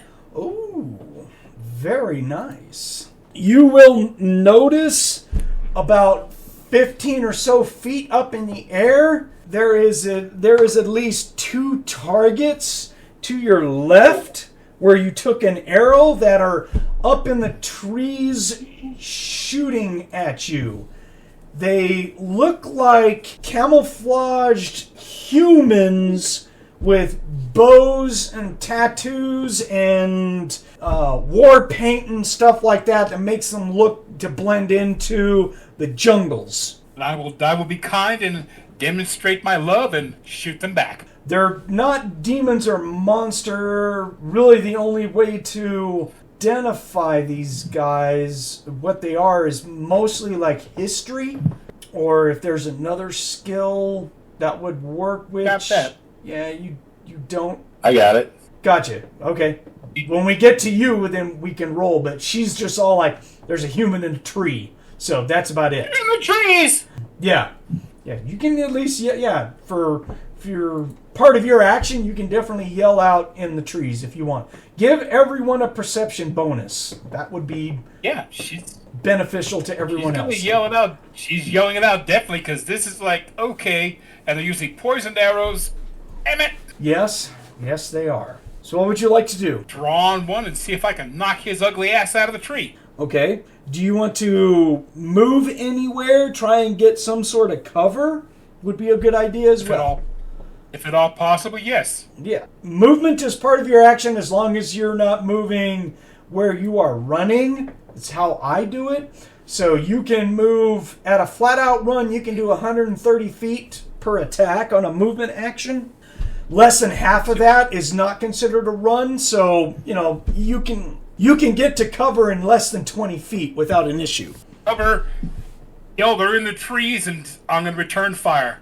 minute I'm partially, at least behind part of a tree. Right. Hopefully one that's not occupied. Right. So because that Look! Shoot down! Right. So because that you are moving and then setting up a shot while you're behind cover is going to be a total of -2 to your shot. I'll happily take that. It's just the way it is, man. +1. All right, go for it. All good and well. She's firing at a +1 equivalent. Okay. 19 total. Woo!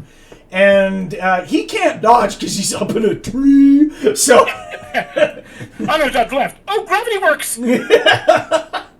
I mean, technically you could dodge and fall if you wanted to, I guess. It's just like, oh shit! That's messed up, man. Yeah, it could happen. You might make a fail like IQ check. So it does look like that he's got some sort of what looks like a natural bark kind of patchwork armor that's got jungle foliage that's attached to it and shit like that. These guys obviously know what they're doing. You're like, oh my gosh, these guys are kind of set up. So, but your arrow sails true and thunks them hard in the chest. So go ahead and roll your damage. I love it. Finally. 8, 9, 12 points. So you definitely know that you can hit him. It looks like you tag him, but it doesn't knock him out of the tree or anything because it was SDC damage, so it didn't. It looks like he takes the shot. You thunk him, and off you go. Yeah. Oh, poison arrow. Oh, bastard. Okay, so next is going to be Thonn, who's all like up in the trees. Really? I have a perception of a bonus of 0. Oh, good. And he gets a 9, so he's just looking around going, Where are they? Monks. They're awesome. At least I'm going to move to get some cover. He's going to hug a tree. Whether or not it's cover enough, we'll see what happens. But he's going to hug a tree, get out his stick, and just be like, whoa, whoa, whoa, whoa, whoa. And he doesn't see anyone to attack. So all he can do is just movement and prep and make himself, try and get enough cover to hide himself. That's all he can do. All right. Then it's dudes in trees. Okay, here we go. So the first guy, he's up there. He is going to shoot his bow. He's a guy that just got hit by Nikko. So he's going to shoot his bow at Nikko. He's like, that's it. That's it, chickie. You shot your bow at me, so now I'm hitting you. So, and your cover just increases your AR to hit. But he does roll. He does roll over that, and he sinks an arrow into you. Unless you want to spend an attack to try and dodge out of the way. It does take an attack. Yep, and you'll be at -2. Biggest problem is the fact that with that she now knows these things are poisoned as well, which is like, Yep. It's a conundrum, isn't it? Yeah, considering the fact she has to have one attack to return fire, so she will try to fight through it as she can. Well, you have. I will put it this way: you do have 3 attacks, and you can only attack twice with your bow. So, in effect, you really do have an open option for a dodge. Then I'll take the open option. Thank you. I'm just saying it's how it works. You're basically going to have an action that you can't spend. So, I will happily take that for a dodge. Okay, then roll a d20 at -2. Total of 13 with a negative. Not enough against his 16, sir. All right, then. So, as valiant as it was, and this does go over your armor. What's your armor AR? Oh, yes. Yeah, the 16 is over your armor AR. So, you take 1 point of... 3 points of SDC damage, and I need a saving throw. Yep. Now, here's the part that hurts. And it's lethal poison, +1. She has a total of dirty 20. Oh, nice. So you only take 5 points of additional damage from the poison wound. Oy vey. Oh, yeah. Yeah, she's starting to seriously hurt. She's like, this is bullshit, guys. Yeah, this is a lot of bullshit. Okay, so Alright, so number 2 is... Oh, goodness. Number 2 is also going to shoot at Nikko. And he does not make your AR. He gets an 8. So since you're behind cover, and a smaller arrow goes thunking into your tree. Wish, thung. You're like, nope, nope. You can stop that. Thank you very much. You can hit the tree all you want to. I don't mind. Yeah. The number 3, that is Mr. Dakka. Mr. Dakka doesn't have any cover. He hasn't gone yet. Oh, Jesus. Climbing Nedley. All right. As I roll a 1, get out the fumble tables for ranged. Ought 2. He loses an attack looking stupid. Okay. So instead of shooting with his bow, he pulls out an arrow, draws his arrow back, his arrow falls off the nock and goes and falls down, and he just looks at it like, oh, okay, that was interesting. All right, there's that. Let's see, guy number 4 is going also after Dakka. Get the ogres, get the ogres! And Dakka, you're gonna... Yeah, you have no choice. You take the shot. I got a total of a 21 to hit. Almost a crit. You take 2 points of SDC damage, sir, and I need a save. 2 points of SDC? Yes. The arrow itself does not do a lot of damage. It's what they're packing that does the damage. 12 plus 3 is 15. That will make it. Good job. You take 4 points of residual poison damage from making the saving throw. Is that to hit points? No, it's to SDC. SDC goes before hit points. Yep. So number 5, he gets to go. Who's he going after? He's going after Thonn. All right. I do have cover. If anyone can shoot at me. And, he's going to blow right past my cover. But I do have parry arrows with my staff or spear. I got my staff out. So I can parry arrows at a -2. Alright, and that doesn't cost me an attack for a parry. So I'll be at a +1 to parry. Alright, well, let's try it. How did you get that? That is a warrior monk special ability. Nice. Yes, I can parry arrows with staff or spear on -2. When he was a young monk, he watched a lot of the series Kung Fu. Right. So I have a total with my quarterstaff of a +5. At -2 becomes a +3. Because I have a kobold superior quarterstaff. So, and natural 20. Dude, he grabs the thing out of the air. He's like, Stunk! Stop it! I said no! Alright. Does Nikko see that? Anyone who wants to can see it. I don't care. She'd be like, shoot it back at him! Oh, okay, I'll run up there and stab him with it. So look awesome. I don't have means of delivering the arrow, so I'd have to go up there and stick him with it. You son of a bitch, no! That'd be beautiful. Okay. That'd be priceless. Number 6 is going to shoot at Thonn as well. And he does not penetrate my cover. Alright, good.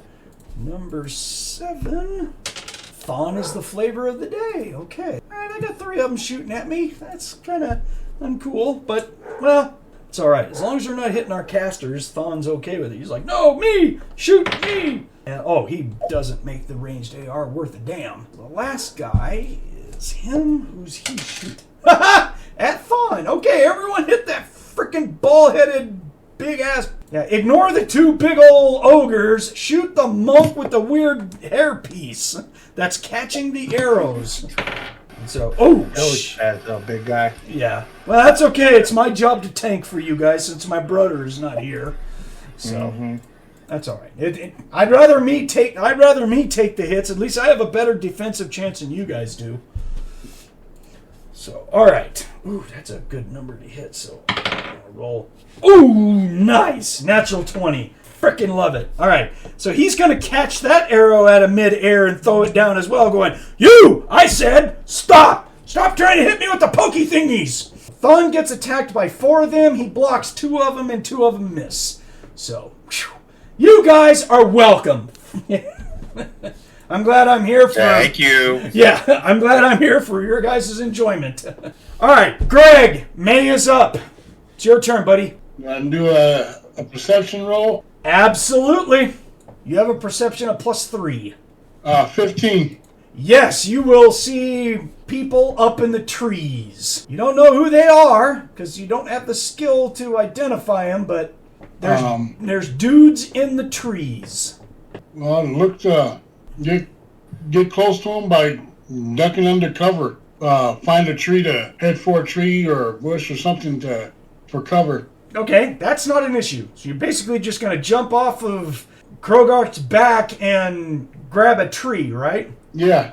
Okay. You didn't take the climbing skill, so climbing a tree is going to be kind of rough if you want, but you can definitely get, in a tree and try and get as much cover as you want, as you need. So. Okay. Yeah. Anything else you're going to do? I could pull out a dagger and see if there's one within range. There will not be one within range of stabbing it, but you can... There will definitely... No. To throw at. Okay. Do you want to use one of your Orc Superior daggers or a normal dagger? Normal dagger, right. Okay. So you only have 2 normal daggers and then 2 Orc Superior daggers. Okay. Did you want to buy more daggers in the town? We didn't cover that. Yeah. Would you have bought more daggers back in town? Yes, I would have. Okay. We can easily do that. Because I forgot to bring it up, so my bad. I don't care. It's something that you guys would have done. That's cool. Where'd the daggers go? Oh, there they go. So you can get a dagger for 10 gold pieces apiece. How many do you want to buy? I'll give like 4 more. So you have a total of 6 normal daggers. All right, so you want to throw a dagger at one of the guys? Yeah. Okay. Pick me a number 1 through 8, or roll it, or whatever. 1 through 8? Yeah. Okay. I just need to know who you're going to be hitting, that's all. 6. Number 6, okay. Make note that you are attacking number 6, so that way if I ask you again, you'll have it. Help me out here, guys. Okay. Remember who you're attacking. All right, so you're going to throw your knife, or throw your dagger at him, basically, right? Yes. Okay. Yeah. Cool. So you're going to be doing it from behind cover, so you're only going to be a -1 to hit. So thrown, you do have the... Yeah, so you'll be a +4 to hit, so that goes to a +3. You're +3 to hit. Okay. Go for it. 9. A 9 will hit, but it sticks in his armor. Go ahead and roll me damage. You're basically damaging his armor. Oh, it didn't do shit to it. 2. Oh, wow. Rolled a 1, did you? Yeah. Yep, 2 points. So, all right. So your dagger thumps him in the chest and then bounces off and lands in the muck. I'll have to try and get that back later, but here you go. So that's May. Krogark, you are next. Casting Armor of Ithin. Ah, good thing to have. Good job. All right, just take notes that you have that up, dude. And for how long it's going to last, all that good stuff. Done. All right. Dakka, you are up next, sir. Find cover. As much as an ogre can in a jungle, right? Yeah. Very big trees, very big trees. Yeah, they're not that big. He's going to get an AR bonus, but it's not going to be as good as like smaller people. So, Right. Can I see? Perception check. Yeah. Once you said, "Can I see?" Dude, just roll a perception. Well, you said one was just staring at me dumbfounded, so I figured he's just like out in the open looking at me. No, he's camouflaged up in a tree. You still have to roll to see him. All right. 15 on the die. Oh wow. Okay. Sure. You can see him. Are you manipulation, evil eye? I am paralyzing him. Ooh. And you don't have any way of identifying these guys, so we don't have to roll. I don't Okay. care to identify him. I just You're like, all I know is that you, son of a bitch, are about to pay for your stupidity. you shot me. Who is it? Biomanipulation, paralyze. 2, yeah.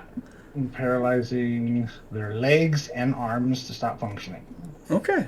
Standard saving throw. Yep. Standard saving throw. Okay. Cool. Let me roll a save for him. ISP. Okay. Mark that. Well, if it helps you out, they are not psionic, so. Oh, he gets a 9. Oh boy. So that's this guy that was shooting you.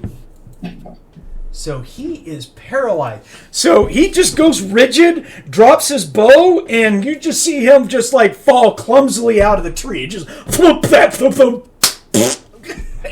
And he lands in the muck at the base of a jungle tree, just all like blah blah blah blah blah. I'm gonna roll a d6. Do you want odd or even for your luck? Odd. Odd it is. So if it's odd, nope, even. So he lands on his back. He doesn't land face first in the muck.